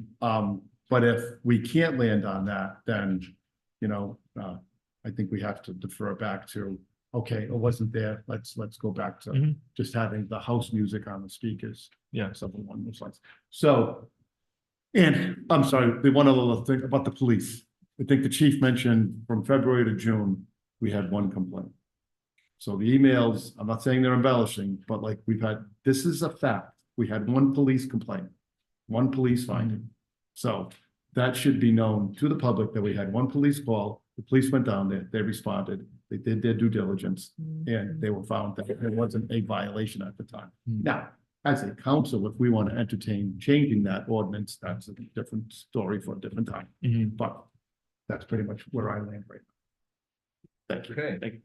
That being said, what's the, May I say one more thing? sure. You know, Carrie, you mentioned flexibility and as we went down the line here, you know, I would say the most important time to us for music is that, you know, Sunday we play from 2 to 5 is generally the time frame that we want. It's something to do on a Sunday. I've gone several times with my family, just to get out of the house, but we're not, you know, so I guess what I'm saying is, like, if it's daytime, if it's 5 o'clock, you know, is the drop dead time for amplified music outside. It's something that I think that we could definitely work with. You know, if that's something that I'm not trying to put my foot in my mouth, I'm trying to show you guys that I'm thinking about this thing. That's pretty reasonable. As well. You know, it's like, I'm showing you all my cards here. I'm not trying to do something that, you know, I can speak to you. The Yeah. sad reality is your direct abutters, Russ, everybody directly associated physically with that property is saying they don't like it. So on a Sunday afternoon, yeah, what this comes down to isn't that they may not like going somewhere and listening to something, but when they're in their home and they want to be quiet and lay on the couch, that's what this is all about. And there's almost no compromise. It's like trying to walk in the rain without getting wet. The person who doesn't want to hear it doesn't want to hear it. And the sad reality is you can't cut the baby in half. There's really no way around it. I was in favor of seeing how, you know, this was going to work for you. I didn't expect almost every abutter to say, I really wish you didn't do this to us. yeah. I mean, those abutters also have a history with me too. And I told you about, personally, you and I spoke about another situation in town that I lived through where it was an absolute war. Yeah. And we knew it was a war, but the reality here was we can't allow a feud to turn into a public debacle over a license. So I feel for you, but unfortunately for me, I feel for these people. Yeah. Their I property mean, values have gone up, their taxes go Yeah. up. And they want the choice to go someplace and listen to music, not their house. I mean, I think, Okay. you know, you cite the response from the police department, and we highlight the working waterfront in town. You know, there's tractor trailer trucks rolling down that thing every single day, not just mine. No, They're going everywhere. I don't disagree, Sam. Yeah. That's not on the Yeah, agenda. we're not talking about trucks. No, All I'm right, saying that we- the noise and all the things that were we're- referenced in the email, you All know, right, those we're are, at the point now, hang on, where is there a motion to either rescind, or is there suggestions, a motion for a compromise? Does anyone have a motion to put? My motion would be to allow the entertainment license to stay in place, but with acoustic music only. Okay. And I would amend that to, Well, I'm looking for a second. well, that would just, like, if we're doing discussion, 5 to 7. But we haven't made a motion yet. I know, I just We do have a motioned. motion. Do Need we a have a second? Do we have? I will second that motion and then And now we can have some discussion. We have a motion and a second discussion. Yeah, I'm in favor of supporting that. Do we adjust, go 5 to 7? I don't, Because he's 5 to 8 outside. I don't understand your question. The time. The time, we adjust the when he time. Can have it. Oh, the time, yeah, we can adjust the time. Yes. With it, yeah, but is that part of, does that have to be part of? Well, if we want to put it as if we want to limit it. Well, In the language, yeah, you have to make The it. condition of the license. Then I will amend the motion. What would the hours be? Proposed hours. 5 to 7. Well, Sundays, you're proposing 2 to 5. He's 2 to 5, yeah, I'm just And the Wednesday, Wednesdays, 5 to 7 rather than 5 to 8. 5 to 8. Okay, would you amend your motion to that? Absolutely. And It's non-amplified. Just on Yes. Wednesdays, yeah, No, that's what your license would be, non-amplified. Outside. regardless of the day of the week. Acoustic. Mhm. Outside? That's it. Yeah. Acoustic. and let's revisit it. 3 months. Okay. So we have a Well, motion. that's the, Never mind, good. the summer is, Would be July, August, back in October, July, August, September, let me go, back in October, or? I can make a suggestion to you renew your license, maybe you might do it then. Okay. Oh, All right, so basically, so we've got acoustic only, and the hours, I'm a little confused on that. Because 'Cause he does 2 to Wednesday. 5 on Sundays Yep. is when he says that's most important to him. Right. So we would allow the 2 to 5, Absolutely. and then. So before 7. Hey, this is the council discussing this now, okay? Okay. We'll clarify it once I get what the motion actually is, Okay. okay? So it's acoustic only, Sundays would be 2 to 5, and what's the other night, Wednesday? Wednesday, Wednesday, 5 to 8, you said, Steve? Was 5 to that 7. 5 to 7, is that the motion? I'd be willing to go 5 to 8. I mean, I mean, if that would be, you know, more compromising and help. Okay. Because again, this is controlled music, so Okay, so with I the don't think motion, there'll be objection. okay, so the motion is acoustic only. Sundays limited from 2 to 5, and Wednesdays from 5 to 8, is that Yep. correct? Okay, we have a motion, do we have can a I have second? one more comment? Sure. People. We are going through this. We are trying to compromise and do what's best for everybody included. And we get these letters at the last minute, and if you are experiencing something that you think is unfair or out of bounds in your neighborhood in regards to noise or whatever, make the call, because it can't be now that we're having this discussion and people are up in arms about it, but they're not actually calling the police. And I don't believe that the police aren't taking action. I think they're doing their job and going. So if you're having a problem, call the police, make the call. It's not a nuisance. I know people feel like, oh, I'm embarrassed, I don't want to bother anybody. Well, then we can't help you. You know, we can't take the action that you want us to take. So make the calls. And maybe the next time the answer will be no, but this time we're gonna try to work with this business person. Okay, so we have a motion, do we have a second? Second. Okay, so just to repeat again, the motion is for acoustic music only, Sundays limited 2 to 5, and Wednesdays 5 to 8, okay. We have a motion and a second, all in favor? Aye. Okay, so you got Sundays 2 to 5, Wednesdays 5 to 8, acoustic only, no amplified music. Can I ask a question? Yes. If we have an event on any other day other than a Wednesday or a Sunday, can midweek be, can weekdays be that 5 to 7 and weekends be that 2 to 5? Say there's something on Saturday and somebody wants to have acoustic No, music. I don't see an issue with that, because again, I think we're gonna take care of the nuisance problem. So if we go 2 to 1, we could redo that and go 2 to 8 every day. That covers Sunday and the other days of the week. As long as it's acoustic, would that work with everybody here? I don't see it really being an issue, again. Steve? Okay, so we're gonna do another motion for acoustic only, limited from the hours of 2 to 8, 7 days a week. I'm fine with that. Okay, so that's, we have a motion from Brant, and we have a second. Second. Second, all in favor? Aye. Aye. Okay, so now you can go 2 to 7. 2 to every- 8. 2 to, excuse me, 2 to 8 every day of the week. Okay, but Acoustic only, non-amplified. All right, All right, thank you. okay. Good Thank you. luck. I appreciate it. Take care, son. Okay, next we have discussion and action on the broken bridge. So I got an update for the broken bridge. The bridge is assembled and waiting to be installed, but it is also waiting on a CRMC permit. DOT's permit ran out. They anticipate that it'll be done by the fall, but also in the same sentence. This fall. The permit or the bridge? So they said they should be installed by the fall of this year, but also said could be delayed due to the permit not being issued yet. The company that built this was from Australia, so we were right on that.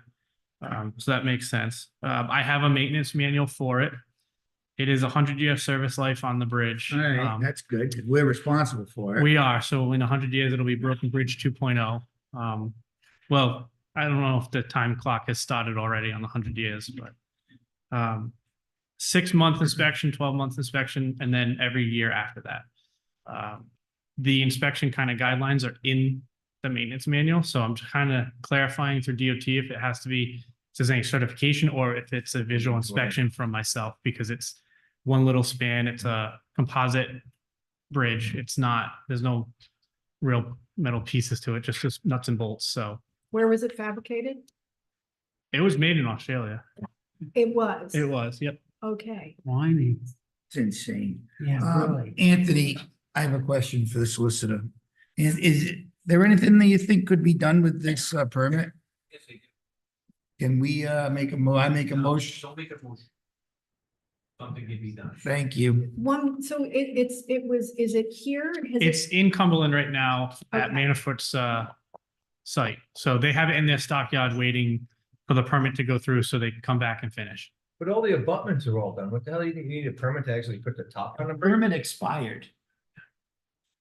We had it. You gotta get it. So let's see if Okay, all we right. can move this along. So that's the latest and greatest, Thank you. which is why it's been sitting still for We the. asked for it, we got it. Thank you. Thank you. Yep. Okay, next new business. We have discussion and action regarding Warren Affordable Task Force. Davison? Good evening, everybody. I know you've all read this. This kind of came about over the past year. As most of you know, Warren and the state and the nation are facing quite a housing situation. And the state of Rhode Island is forcing many laws onto the towns, sort of whether we like them or not. And so, as our planner, Herb Durfee said a year ago even, Warren really needs to get out in front of this issue, or we're going to have to accept things that we don't want to accept that could really change the town of Warren. So we put together this idea of a task force that's meant to be temporary. As you see, it's outlined to be sunsetted in 3 years, unless the council feels it's necessary to keep it going. And basically, quite a few of us had discussions with the Affordable Housing Trust Fund Board to see if that board was capable of taking on these tasks or could be a part of that board somehow. And they have a pretty clearly defined role, which is to oversee a trust fund, which, as you all know, doesn't really exist at the moment, in the hopes of developing some affordable housing in town. So they want to kind of stick to that mission. And so after discussions with various people, including the planner, we felt that this should be a standalone committee. It is recommended in the comprehensive plan that we create some sort of task force or committee to formulate an affordable housing action plan to actually start moving on some of these issues.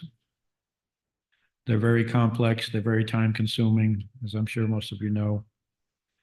And so this is our idea. We've actually gleaned a lot of this from affordable housing task force around the country, that are also scrambling, trying to address their own issues. And we've custom tailored it to Warren. And this is our first draft of the plan with obviously quite a list of objectives and some ideas about the types of people that would be sought to serve on this board. The proposal is to be for 7 members. And we would report back to the council quarterly. And I say we loosely because it would be by, people would have to apply and be appointed by the council.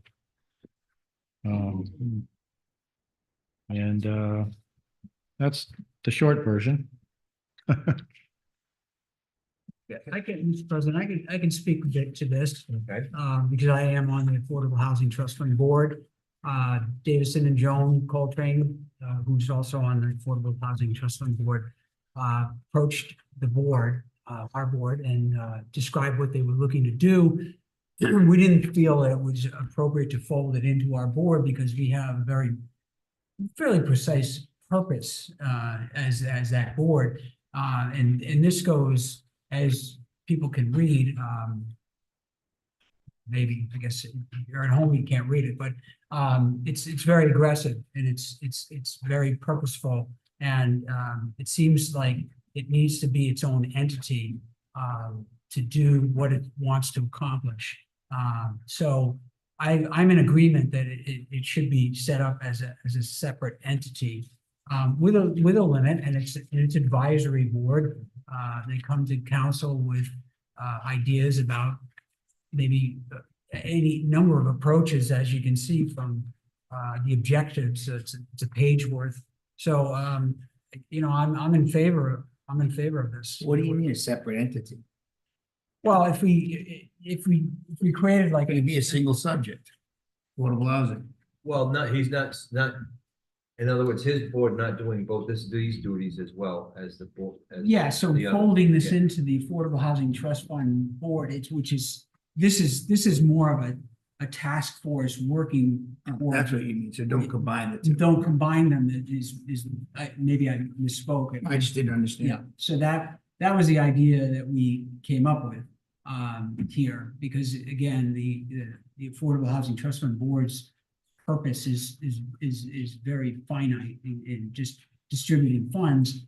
And so this would be much more robust and ambitious, if I could say so, group of folks.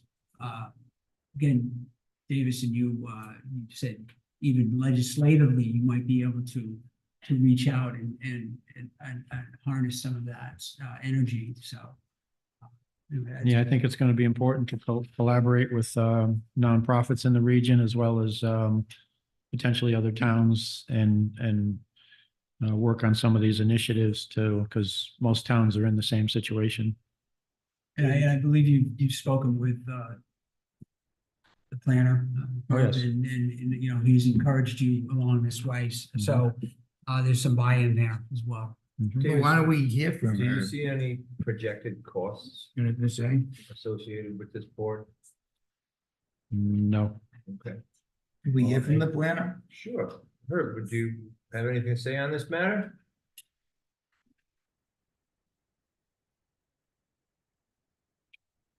Sure, thank you. Herb Durfee, Town Planner. Basically, I think the concept of what they're trying to put together is great. I actually would like to see it not just affordable housing, but housing overall, addressing affordable as part of their particular contingent. But I understand the nature of the affordability is a big, huge issue across the state right now.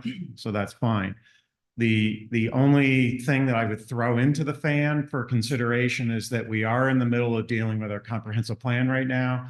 And we have also, which is incomplete at this stage, but we're going to public hearing with the planning board a couple of weeks from now. And then we have the housing needs assessment that's in the middle of being completed from that standpoint, which really will have a basket of action steps to prey on. So whether you move forward with establishing this now in prior to that information being fully developed and put out there as an end product, or wait until that's done and then appoint the board with a better understanding of maybe some of the charges that could go toward that. It's really up to you. But there is, again, there's some ongoing stuff that is going to play definitely into any board that's dealing with it. When do you think those two processes will be complete? So I think that after the public hearing, the planning board in June will get thrown to you fairly quickly after that.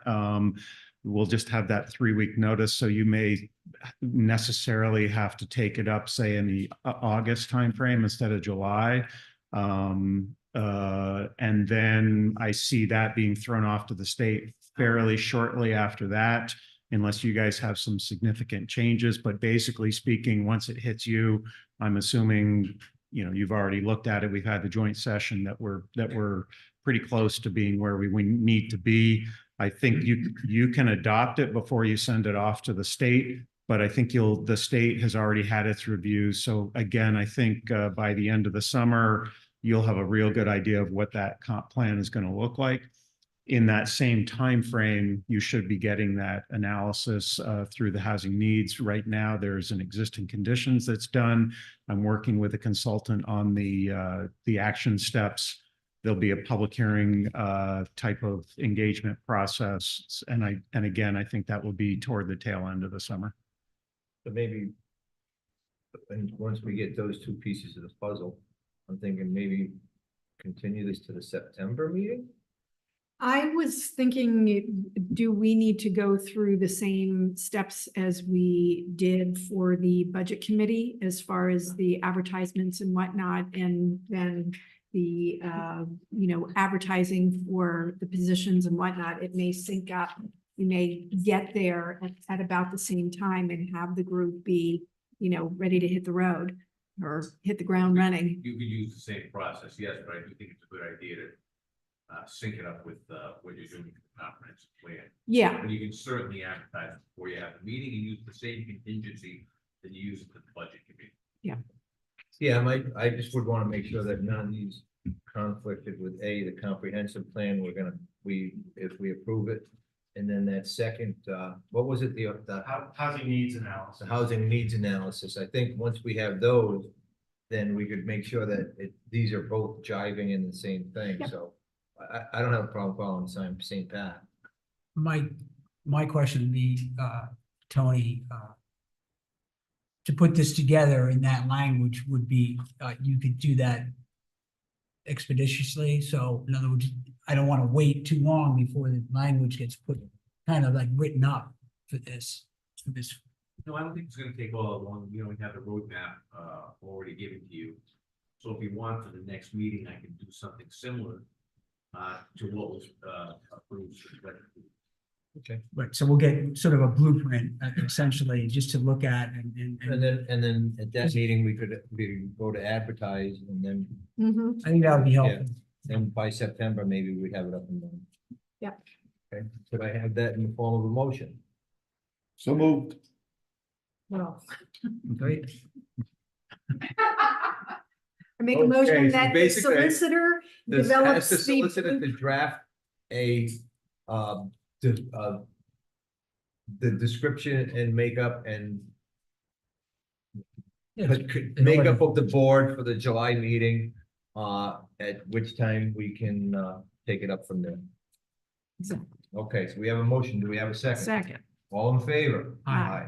Okay. Next, we have the town manager. We have an invoice for some fire hose. Yes, good morning. Good morning. Good evening. Hope it's not You're on morning. good time. Yes. Mr. President, members of the council, Brian Sullivan, town manager. So this invoice is for fire hose that was ordered prior to the freeze on capital items. The fire chief ordered this, and then the freeze was put on the. Do we have the capital money? items.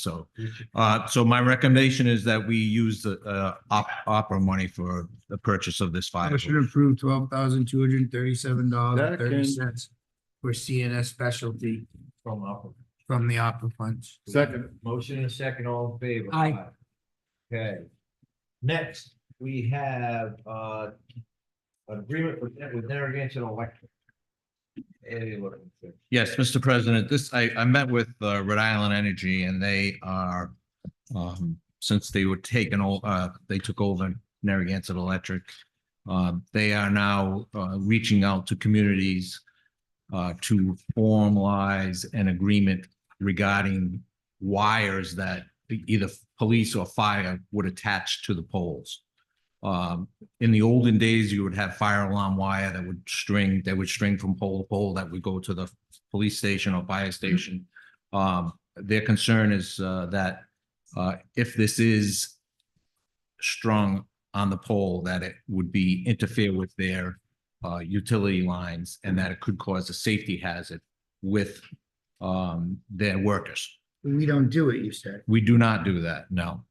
But They just want it in writing. they want it in writing, That yes, would that happen. if we do that, Yeah. that we will be in contact with them, and we will work in conjunction with them to make Check sure the that balance. everyone is safe. Well, Mr. DeSisto just walked out. My question is, I want to add in this, or I'm not in favor of it. I want the old poles removed. I'm tired of, So this has nothing to do with that. yeah, it does. This is the attachment license. This is what goes on the poles. So they come in, they'll put a new pole in place of the old one, and then the old one, they leave the The pole. telecommunications and all of that, and then they attach it on there, and we look at a visual light. But this, I don't believe this has anything to do with that. This has to do if we want to put stuff on their poles. Correct. Whether we want to put stuff on their poles. I want that pulled out. I think Joe's just trying to see if we can make that as part of the term. Yeah. Agreement. And that would I be. mean, a sort of there's like 10 poles in town I look at, the Yeah. bottom's cut, and Stubs, they're the new yeah. ones in, and it's all because it's the phone company that's in the way. Ben, do you want to address that? The term added. Negotiated? Uh, You wanna continue it to next month and see if we can. We can just ask Anthony. Now, Anthony, whose responsibility is when when National Grid comes in and they replace a pole? The high tension is replaced, and then all the telecommunications on the bottom are left on the old pole. They cut the old pole off and they attach it to the new pole, and then it just stays there forever. Is there any language in this that refers to that? This has nothing, this is if we want to put something on the pole, right? Yes. Has nothing to do with. the I'm just old making pole. sure. I didn't No, read, I- you know, Right. I didn't read the whole thing inside and out to get, And you know, anything that I I wanted don't to know what read out of Anthony's it. opinion on this, but if he approaches him and says, oh, I want you to add to this contract that you're gonna take down. Well, if it has- They're gonna tell him to go pound town. It has nothing to do with it, fine, but what I'm gonna do is I'm gonna ask Mr. Sullivan to call National Grid and ask them to come into town and police their old poles, whether it be Verizon or whoever has to deal with it. It's a totally separate issue. I just wanted to make sure that there wasn't any language in there that we could capitalize on. No, but I think your suggestion is appropriate to have, the manager reach out to, in this case, it's Rhode Island Energy. Yes, that's correct. Yes. And, All right, motion to approve the public You read this pole agreement. attachment license agreement. We have a motion to sign the agreement with, Narragansett Electric or Rhode Island Energy. Do we have a second? Second. All in favor? Aye. Okay, next we have discussion and action regarding anticipated employee retirement. Yes, Mr. President. A longtime employee, Betty Johnson in the finance department has given notice that she is going to retire at the end of the summer, beginning of the fall. Should give a date. She did not, I believe it's sometime in September, right? Is that right? Yes, I would say 19. Okay. Please. So, and as you all know, Betty has been a valuable employee for 32 years, a lot of knowledge, certainly has helped me and helped Dave, you know, and hit the ground running, so to say. You know, certainly will be missed. But as you know, there are only two people in the finance department. So right now, we did advertise, or the acting town and manager did advertise prior when he got the information, because this is a union position, so we had to advertise within the union.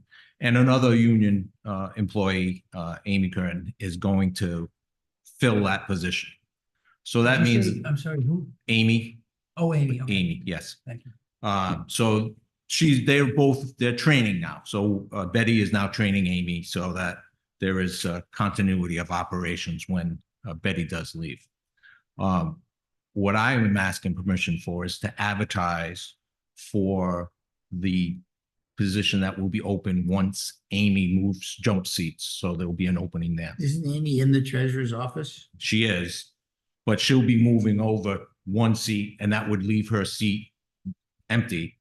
And so we'll need someone to fill that to help out with finance. I want to advertise that.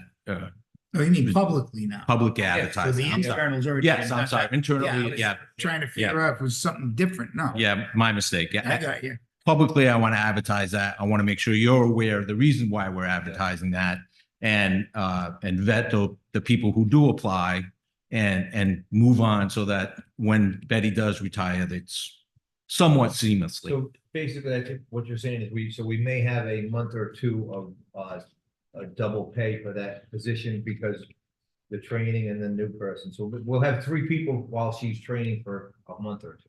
It's possible, but there may be somebody internally that's already working that might Okay. be interested in that as well. So What do you, so what would the motion be? The motion to allow for the advertisement for the Correct, yes. open position? in the Motion to advertise publicly for the opening in the treasurer's office. We have a motion. Do we have a second? Second. All in favor? Aye. Aye. Okay. And next, we have discussion on the Sinagro for sludge disposal. We did receive an email during the past couple of weeks about this. yes, so Mr. President, so this is a copy of the agreement that was entered into last year, I believe, for 1-year term. And Sinagro is looking to do another 1-year term for the falling away of sludge. I do want to point out that in their updated or the email that was sent, they have increased the cost of significantly the sludge that's disposed of. Last year it was 500 per dry ton. This year it's going up to 775 per dry ton. And then it was 515 per load for transportation of liquid to Woonsocket. This year it is 575 per load. What So do you believe the annual increase to us is gonna be? When sockets close. I don't have that figure, yeah. No, I know, but what's that gonna do? What we had for a line item, how much is that gonna increase it this year? I mean, we really don't have much of a choice if nobody else takes it. No, when sockets, they're closing, so That's, they go to Maine. Yeah. Okay. Well, we need to know the number by Monday night. Right, is this? yes. I don't, So yeah. this is for a 1-year contract? That's what they're What happens if one socket proposing. closes and they don't have anywhere to bring it? That's not the, visible. yes, that's the next issue that we're gonna be facing. I don't know from what I understand from Woonsocket, the timeline is not, I don't think it's right away. I believe it's gonna be extended maybe a year or two. Okay. When's the last time we actually? I don't think DGM is gonna allow them to do this. Okay. They're gonna step in at some point to be able to get cut the towns off. It's impossible, as much as they're go. someplace. When's the last time we actually went out for bid or looked for another vendor on this? Exactly, you have to either look for another vendor or look for a different way of process. Okay.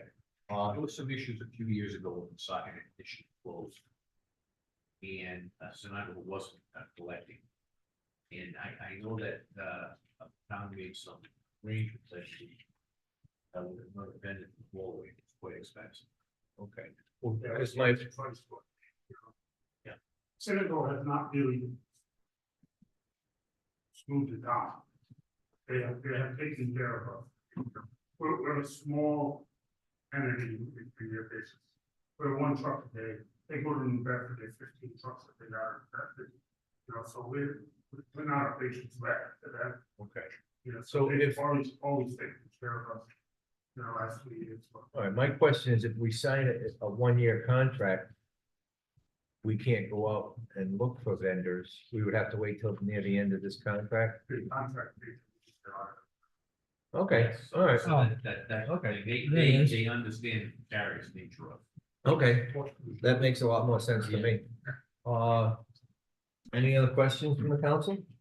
Not at this time. Can a motion to, obviously we gotta approve it, we gotta get rid of the sludge.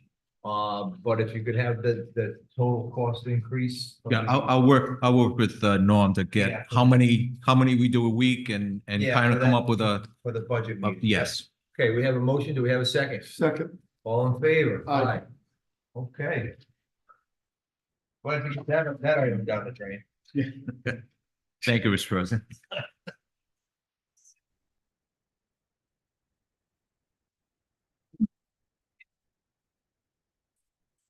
Okay, next we have the traffic commission. Who's gonna speak for the traffic? Come on up, chief. I believe this is just a letter. That I could read. As well. Yep, just. Oh, we didn't get an Discussion and action answer? regarding the state flashing red. Did the state respond? I to know we our sent the request? letter, but I was hoping maybe get a there was an response answer.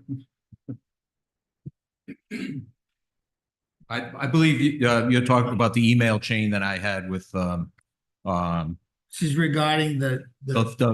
the light over here, yes. I actually saw them in the box. They had the box open. They were Okay, Doing whatever they did. so I have not gotten an update from anyone from the State Traffic Commission. Right. I do know that they were supposed to go out there and take a look at this and Motion to evaluate continue it this. till next month. Can I ask a question, please? Yeah. You are suggesting that the light go to flashing red, that vehicles traveling north and south on Main Street see at that intersection of Market and Miller. So it would be the north-south traffic on Main Street. Would have to stop at a flashing red. That's what So they're it would required by create, law. I would stop. Like a 4-way stop. So but the lights that are, that the vehicles are seeing when they're coming west down Market Street and east up Miller Street would still be red. Flashing red. So they would, all four of them. I see, yeah, I want everything, the reason I want to go with the flashing red is because the light is there. My next objective is to get rid of the light and have a stop sign. But they're not gonna get rid of the light, but we can put it at flashing red and see what works. They're not gonna do it, but remember, we stop at Child Street. Why? Because of a stop sign, but then we have to wait. Even if the road's open. So, but it's such a wacky, it's They're all not. set, yeah. It's a stop sign. You would come to a stop. There comes a time to go. You pull out and leave. Right now, you just sit there and the line gets longer and longer. And then maybe 2 or 3 times you get to go. I just see the flashing red as a possible experimentary. And then what solution. about the crosswalk signal? Well, there? that I think, again, they're gonna tell us it's probably like $6 million, but if you push the button, it's already a flashing red. Right, but so I'm standing there so I can go across the street and I push the button and now I got the little green walk person, but we got a 4-way stop going. I'm all in favor They of could have, this. they could probably time it, where you could push the button, all 4 go solid red. Yes. Yeah, Oh. that's exactly what would happen. But think about, all we're asking is something different than the answer. you could use a red light at Child Street, but due to the proximity of the light on Market, we're gonna decline that. That was 20 years ago. And every time in between, they've said, oh, you can't do it, can't do it. And yet we pull up the stop signs everywhere and stop. That intersection is so screwy that I believe something could happen if it was in somebody else's backyard. Okay, we have a motion and a second to continue this to next month. Hopefully we hear back from the state. All in favor? Aye. Okay, next on the agenda, And we that's have what I'm thinking. the something like finance that. director. First up, revenue and expenditures. Everybody received their copies this month. Yes. Yes, Questions? there are some questions. I did reach out to Mr. Burlingame Okay. about a Let me- few big ticket items that I'm a little concerned about, so. Okay. Just let me start off by saying the issues that we're having are the same issues that we've been having for several months now. And that is, things keep popping up that we didn't know about and have to be addressed. Things are not posted. That's the big one. And so the last few months has been a hunt for items that should have been posted that weren't posted, because, it has to be done. But let me address a couple of the big issues. First is permits. Do you have anything? Okay. Chief? You want? Permits? No, on your third-party billing. You want to report what we spoke about earlier? Yeah. Just very briefly. Good evening. Dave asked me about the third-party billing income. The last statement we have was from March. So I know we projected $700,000 on income. As of the March report, we were roughly $536,000. So that's still leaving April, May, and June for reports. And our average per month is just about 60,000. So if the average continues for the next 3 months, we should clear that 700,000 projected. 3 months? Yep, 3 months left. left the report. Well, that April, we May, have the and June. reports on. We go, okay, because this report is almost to the entire fiscal year. This report that we're looking at goes through 6/6 of this year. So there's only 3 more weeks left in this. There's only 3 more weeks left. No? It's not, the last report I have from the Corona ends at March. We only put in what we get from Coronas. I think That's the what he's information. saying is the March, April, and May have not been put into that Correct. part yet. Okay, so we're not seeing that reflection because there's a big deficit here. Right, Okay, I don't have that. There won't be a deficit. But on some line items, it is up to date. It just happens to be for this third party billing. So is there any way that we can get, because when you look at that, we don't know what the line items that haven't been reported yet. And I don't know if that's customary that you are, running 3 months back and It's billing, I mean. It's the way people have that a long billing time to pay. goes. So the calls just happened in March. By the time they get the billing out, money comes in. It's a constantly adding account. so some of those are actual, but some of them There's still. are big- not. So when we look at this, it's kind of, Yeah, it's a moving target. Yeah, in other words, we don't get the invoices from them immediately when they go out. It takes them a while to It process it. could reflect call volume, how much mutual aid come in. Anytime mutual aid comes in, we don't get that income. It goes to that town. Remember, it's a volunteer. So you anticipate this number to be, I think we should just clear the projected amount of 700,000. right, because it's important. If we don't, I mean, Then we gotta- this is all we've been talking about tonight with the audit and all this. So Because of watching this year's numbers is why doing the budget with the acting manager Borges, we kept it the same number at 700, did not increase it. Yes, as anticipated. Yeah, that makes sense. But that doesn't explain the permit lag, which is not your chief, not your, I understand. The I can't explain that. building permits lagging like dramatically. Right now, it's, we were anticipating, previous year revenue was 208,000, anticipated was 240,000. we're only at 47,000. We're $192,000 less on our permitting. It just seems like a huge On a number. projection. So Matt Cabral, Building Zoning Officials with Town of Warren. This was brought to me just this afternoon. So I wasn't even prepared to come up and speak about this. I need to look into this matter. I agree with you. That number does not look correct. It does fluctuate in building. Like I explained to Dave, 2 years ago, we had the solar farm permit come through. That was $40,000 just for the permit for that solar farm. So that could, in certain years, you may have higher than low, depending on what we have for development. I will say this year, my staff has kept, and myself, we kept a very close eye on the permits. In the industry, people like to put a lower price on a permit. So we actually have a schedule that if it looks low, we have our own calculation that we adjust it for. So again, I got this afternoon. I will speak with my staff over the next week or so to try to get this cleared up. As we all are aware, there are many items that were not entered into Edmunds.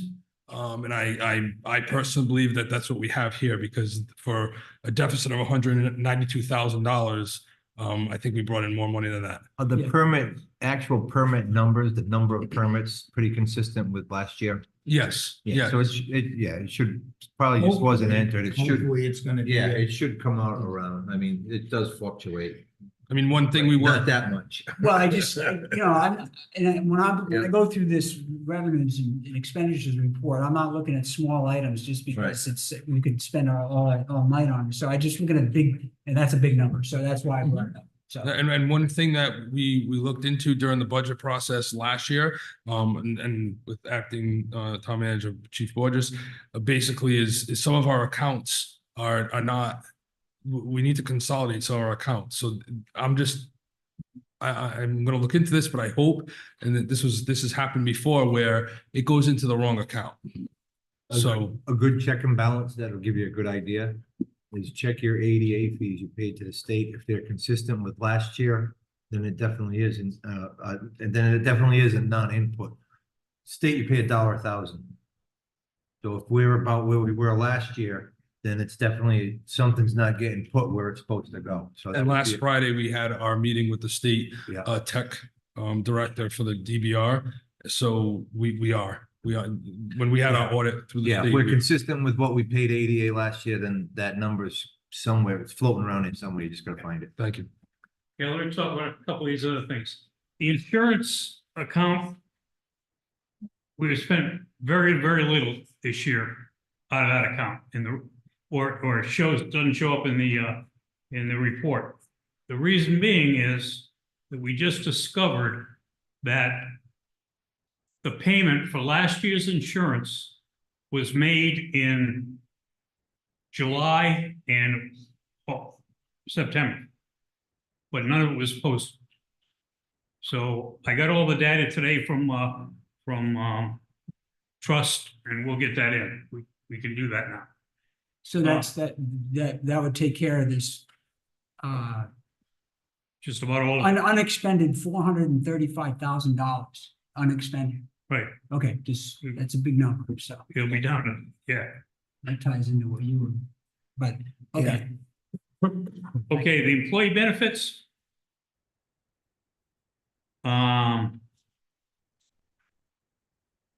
There are $300,000 that were posted to the insurance account that belongs in the employee benefits account.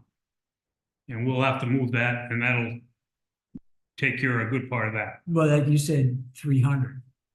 297, something like that. The number's 500. It's under expended by 502,000, almost $503,000. So you said that reposting will take care of that? Well, it'll take care of a good chunk of it. Plus, there's still 3 weeks. Yeah, a couple of bills. Okay, because there's only 3 weeks left in the I understand. year. Got it. Pension costs. There is money in an employee withholding account. You know, pensions are in two parts: what the town pays and what the individual pays. The individual stuff is in a holding account that will be moved into the pension cost account. And want to pretty much cover that? Yeah, yeah. So Okay, because that one's, that's overexpended by could be, almost $250,000. correct. Okay. All right, well, hopefully it'll catch up, but this is the Okay. kind of thing we want to keep our eye on. The other issue that we need to talk about is the rollover of the capital projects.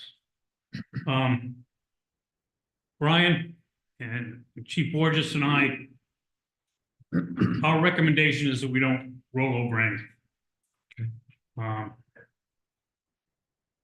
Anthony, should that be, can we do that now, or should we do that at the budget meeting?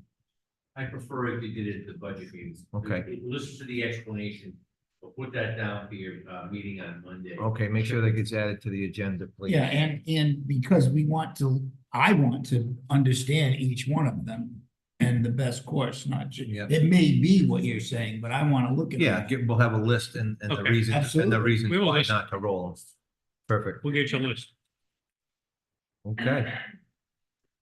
That'll do Okay. it. Actually, the last month, you were gonna get some temporary help to help dig out of this hole. How are we We making? just out with found, someone to help us with that.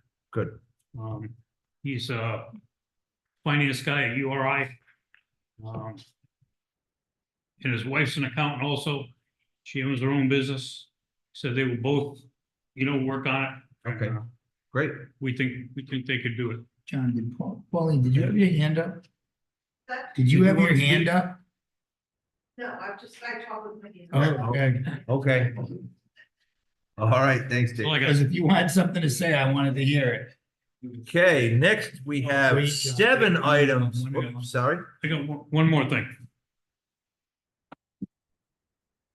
We have a shortfall in the account that pays for our website and our computer services. Okay. It appears that it was budgeted at 78,000. We're down to like 2,400, and we got two more payments to make, totaling of about $10,800.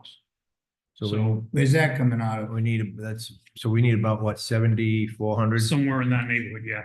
Any idea? We'll find it this week and we'll have it for Monday.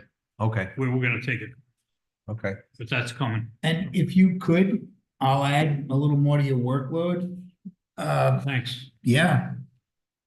750,000 for the tip, which is the That's Water Street we got- project. We already assigned that to Brian. Oh, he's on the other end of it too, so Well, Yeah, no. I'm sure he's gonna be point, aware of it. we pointed him and he's gonna point at him. The 350,000, it's $1 million that I'm hoping is an error. I gotta try to sleep. Okay. Thanks. All right. Now, 7 items. Been Very- busy, huh? Very important, very important. Okay, and the first is discussion and action regarding approval of concession equipment. Yes, so this is monies from the summer food program that we have to pay $1,000 of it. Well, we pay 10%, the summer food program pays 90% of the costs. So we went out to bid, and the Broadway appliance was the cheaper of the bids. Okay, and we have the $1,000 appropriated for this already? Yes. Okay, And we also got a donation of a stove from the Cabral family, so that we could remove from the list. thank you. Okay, any questions from the council? Motion to approve out of the proper account. We have a motion, we have motion and a Add second. that, I don't have to move this All, discussion. all in favor, aye. I feel like that has to be- Okay. Crushed Velvet Summer Concert Contract. So we had to do there was somebody that was double booked, and so we had to change the contract, concert vendor. And Crush Velvet has agreed to play on that date. Okay, Motion approved. we have a motion, do we have a second? All in favor, aye. And I'd Okay, like to applaud all the people who donated. yes, that's. So we're up fantastic. to $16,000, over $16,000. Nice. That's fantastic. Yes. Same for Okay. next year. Next is to request permission to overspend parking and the maintenance beach staff. Okay, so, the parking attendants, between June 20th and 30th, in April, you had requested that we wait until July 1st. I know Tony was going to speak to the trust, and I went to a meeting on the 24th for the Trust's Aquatic and Life Safety Program. And they had talked about the emergency action plan, and they actually used me as an example and saying how our park attendant is part of our emergency action plan. And that got the wheels spinning in my head, saying if we don't have that person at that place during those 10 days, we actually are not in compliance with our emergency action plan, because we don't have, the lifeguards do not have phones on the chairs. Yeah. They don't, because Wow. they act as a distraction, and we've had people video our lifeguards on their phones. You mean their personal phone? Personal Yeah. phones. We no longer have the phone at the, They're not allowed to have a phone while they're on the. Right, but there's. but they have radio. There's a They have way two-way to call radio. 911, right? That is the beach attendants. So the beach attendant, that's their job. Anthony, you spoke with, the trust is concerned that we don't have that link in that chain. Okay, and it's gonna be offset by the staff account? Yes. Can't we just put a phone back in the shed? It hadn't been used in 25 years. The what? It hadn't been used in 25 years, which is why we got rid of it, and it would require somebody to run across the street to the shed to do it. So what's the alternative? If you The have. lifeguard in the parking lot? Well, if you have. Two-way a radio. Radio, it's. Right, so we have two-way radios, and so if there is an emergency, they radio the beach attendant calls 911, and then the lifeguards, because we do have two, one continues watching the water, the other one attends to the emergency, and then the beach attendant can then work with the emergency EMS to make sure that they're in the correct place and crowd controlled if necessary. So what's the recommendation here? The recommendation To is. take money from my staff account, and put it into the beach attendant account. You have this money? Correct. So we're moving it from one to the One other. line to the other. All right, motion to approve fund of what, $8,173? $2,206. Yep. Oh, 2002 is the over budget. Yeah. Okay, we have a motion and a second, all in favor? Aye. Okay. Discussion and action regarding concession rights. This was interesting at the department head meeting. Yes, so this has never happened before. We actually had someone bid $12,240 for this. Yes, that's what we all said when we opened the bid. And but when I explained to the woman from Kona Ice, she misunderstood. She thought we were going to pay her, or that we were going, or that she was going to be guaranteed $12,000. So she declined the bid. Yeah, motion to deny. And so I'm asking for permission to go out and find a lemonade vendor. All right, motion to re-advertise or? Actually, your first motion was correct. Motion to deny. And you also authorize. To negotiate. We're negotiated under 45-55-8. Okay, we have a motion. Select. We have a motion. Do we have a second? Second. All in favor? Aye. Is she gonna reapply? She is not. Okay. She is not, but we're gonna try to work out something for next summer. But yeah, no, she wasn't committed to being there also twice a day. She misunderstood the whole thing. Okay, next we have the discussion and action for the grant agreement between RIDEM and the town of Warren for the community garden. So we were awarded $72,445 for the grant. So I am just asking for you to sign that agreement. And so that we can get started. Is there a matching? There is a 20% match. And that can be done with, we also. In kind, but we also have an $8,600 People's Community Grant already as well.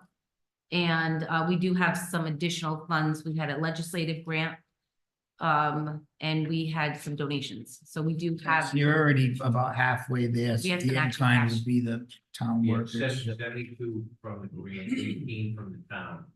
My only question is the 72, it seems to me that this is a reimbursement grant. Yes. Am I misreading this? That is, Okay. So where do we get the money to? Money, and then it'll be reimbursed. Yeah. Well, do we have it?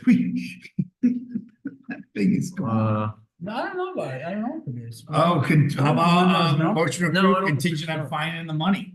I mean, because it's a reimbursement, I'll make the motion to approve it as long as we figure out where it's gonna come from. But the 72, can't we use the other grant money as our match? No? It's reimbursement, John. We had to spend the 72 to No, get. what happens, is you pay, and then what you do is you give the receipts to the DEM and take a look at it, and they approve it, and they reimburse you. Okay. That's how it works. I believe so, yes, but I just sort of heard about that. I think you can do partial reimbursement. Well, again, Okay. I'm not uncomfortable with a motion to approve contingent on being able to finance this. I mean, if we can't do it, well, Okay. you All right, know, we have a you know, motion. if we can't find it, we can't find it. We have a motion contingent on The financing. the financing. I'll just get donations. There you go. And a second, all in favor? Aye. Aye. Okay. And then we'll pay it back. There we go. Next, we have discussion and action with the agreement between the American Society of Composers. We discussed this at the department head meeting, and this is basically just like you pay one fee for all the copyrights of playing music and movies and all of that stuff down throughout the town. So I went actually back in my emails, and Denise had sent me an email back in 2019 that she had been paying it since 2007 out of my account. But so this is something that we have been paying for since 2007 at least. What's the amount? I don't see. Right now it's about $450. It increases. Oh, okay, because it's not, yes. Yeah, it does. This is just the lease agreement. To be honest with you, we don't have a signed copy of it. So I don't know if that's something that we should be doing, but You're familiar with it, right, Andrew? Just approved subject to my review, because I haven't had a copy of it. I'm sure it's standard, I took a look at it like years ago. Okay. Just want to take a quick look at it. Motion to approve contingent on the solicitor's approval.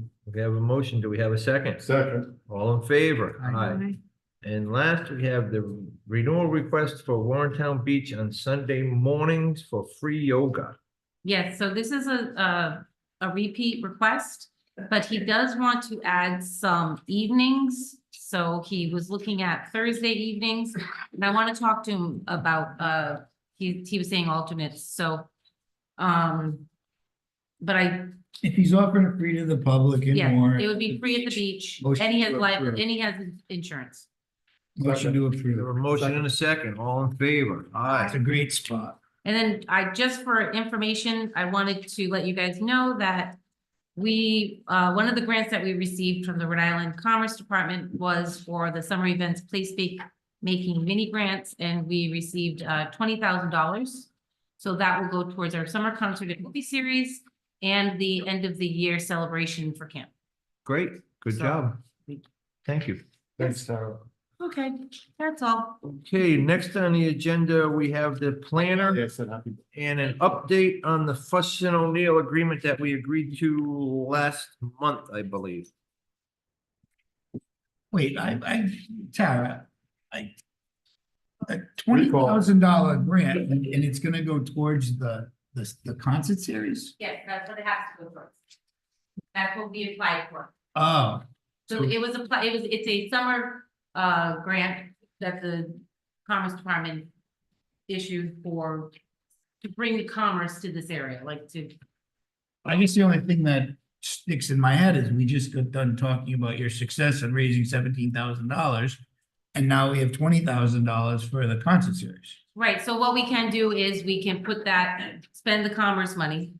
And because I'm assuming next year, we're gonna also find ourselves in the predicament that we, Donations for next. So maybe we should put that in a restricted account for the concerts, because that's what people donated it for. It is in a It restricted is, account. because it's a grant. It's specifically. No, gotta not be- the No, grant. We have $17,000 I in believe it is in donations. I believe all of those. It should be. So I believe those are, because it's, I'm just making sure we're not spending We are- $37,000 on concert series. We will not be spending $37,000 on concerts. Thank you. No.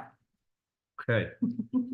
All right, Good job. Herb, I guess this is the agreement we approved last year, last month, but we're trying to figure out the financing. Is that what we're looking at here? You are incorrect, sir. Okay. This relates to the outstanding invoices with regard to Fuss and O'Neill. You had had discussion at last month's meeting and continued it to this meeting with the idea of basically trying to get a better idea of where the money would come from. Okay. So Fuss and O'Neill was correct, but this is the outstanding balance report. So basically what I've done is I've put together the problem I have is I don't have an answer for you with specifically with regard to where the money comes from. Because these are outstanding invoices from that standpoint. So this is basically something that either was budgeted or wasn't budgeted.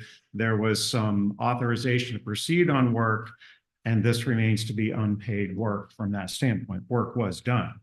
But basically, the line items that you see there are line items that I picked up on with regard to the existing system with Edmunds and where we had made past payments with regard to related work or a specific line item that was designated for that. There are a couple where you see the yellow highlights. There's a couple numbers that I would just have to work with Dave on with regard to the Burt Swamp Road and the development peer review.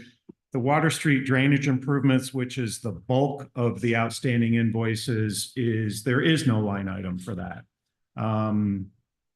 And that happens to be, again, the bulk of the work that's outstanding. I can't answer the question of how we got to that state because that was before my employ. I believe the general answer is that there was some understanding that monies would be raised to be able to pay for the work that was done, that was held off from being invoiced until a certain period of time. No, it's either the planner, the manager, or the treasurer. Those are the three departments that put us in this position. I'll say it. Those are my words, not yours. So, because that's the reality of the situation. And right. And I'm trying to get the invoices paid from that standpoint. So I just have to work with it. Basically, it's going to have to be the creation of a new line item with regard to Water Street drainage improvements. And that's not related to the Water Street tip related stuff. That's a separate project. Make sure you understand that. Yeah. I think so basically kindly, just as you may recall, the total amount that is owed is $53,800 and change. I did work with Fuss and O'Neill to get a settled amount of $42,600 and basically got them to agree to a quarterly payment schedule. Originally, the first was supposed to be done last month, but just because of the delay, we haven't been able to start that. So the likely sources of funding that I see are property tax receipts based on the quarterly payments. The idea was that we would make payments shortly after the payment collections of the quarterly payments, so that we'd be somewhat flush with cash at that point. There is possibly some grant reimbursement from my research in terms of the Warren Boulevard, as well as the Bridge and Maple Street design projects, where there may have been some expenditure that was done after the grants were enabled to proceed. And then possibly we could use some ARPA funds for the Market Street tide gates. That one's a little bit questionable because we literally just got the grant award from, it must have been 2 years ago that we were given a grant for that. So there may be the possibility for that, but again, that's a small chunk of change there. Okay. So what I'm basically, sorry for delaying this, but what I'm basically saying is I've offered you the line items where it comes from. It's likely going to be a journal entry from the general fund over to those particular line items. So when I say I don't specifically know where the money's coming from, the money's going to come from effectively the general fund and the finances, the amount of money that you have there, journal entered over. But the sad news is that I don't have, a particular budget line item or whatever that raise these particular funds. So this can't just be paid out of the ARPA. It doesn't qualify.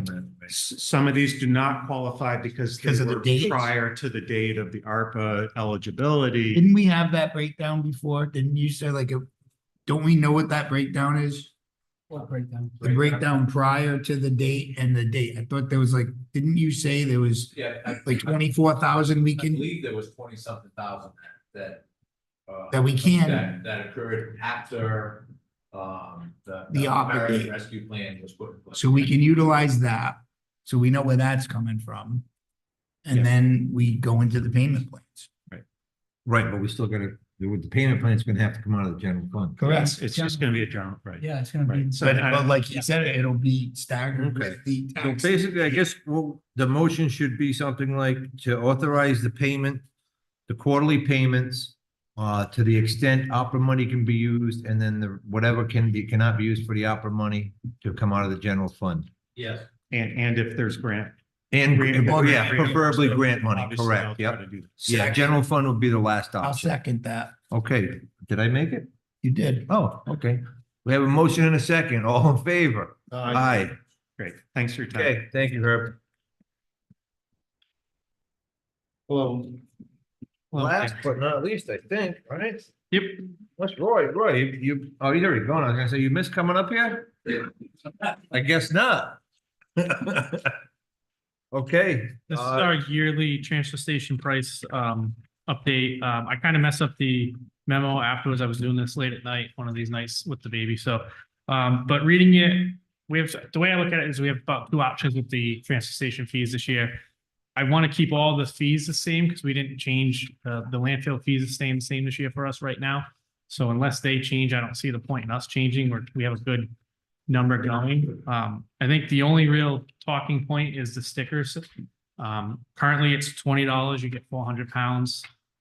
So option A would be to keep that. I think option B would be you get the $20 sticker, but you pay to dump. So that's just the real two options. There's no point in going to a 200-pound limit.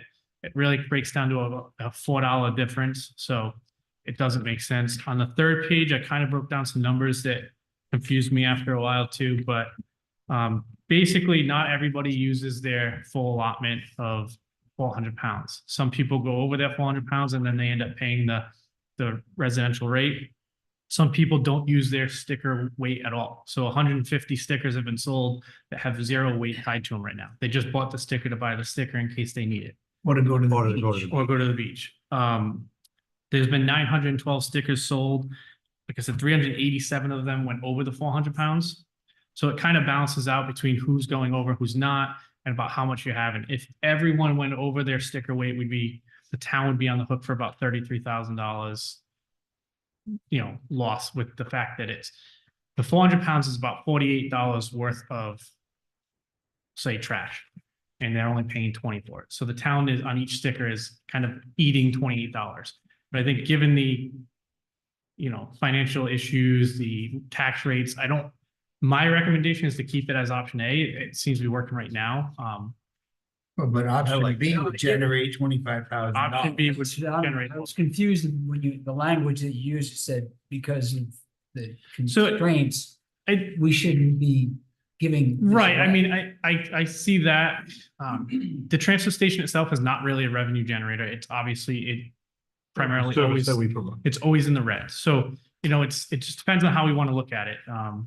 I don't have a problem either way. I just We think. can put it less red. I like keeping the stickers. It's a little perk that some of the people in town Well, get. keep the sticker, you keep the sticker, but you pay. Yeah. I mean, we're Oh, talking, no, you get the 400 pounds for free. John, think about what we just had to do 1 minute ago. Figure out where to get the money to pay for the It will make fees that we owe to Fussin O'Neill. that I mean, particular it's a part sad makes it easier reality for right us. now.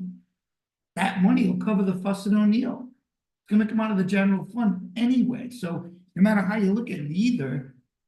Well, so didn't we originally, we were phasing out, So it's supposed to phase out this current year. Yeah. And then we didn't.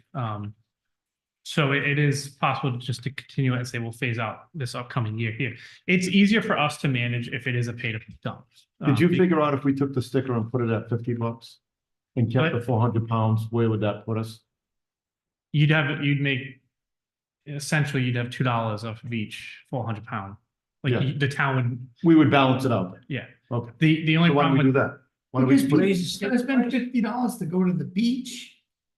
And now you're gonna print them Yeah, all. that's We right. were That's gonna right. That's- phase it out. We phased it ran out. others, that's what we had with the double sticker. yeah, so the sticker, I think, is Brian leaving didn't at realize $20. this, but Mr. Wheeler just figured out how we're gonna pay for the Fuss and O'Neill.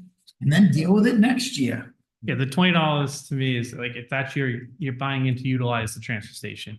The pay to dump thing is, I mean, the fees are fairly comparable to other towns, so.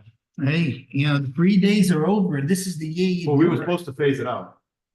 I never was in favor. No, of neither, I that. mean, it's like, yeah, I know, and it's funny because. I make a motion that we get rid of I make a motion that we get rid of the $400 free dump. It's option B. 400 Go for pound. option I'll B. second. Pound. I'll second option B option. We have a motion and a second. Any other discussion?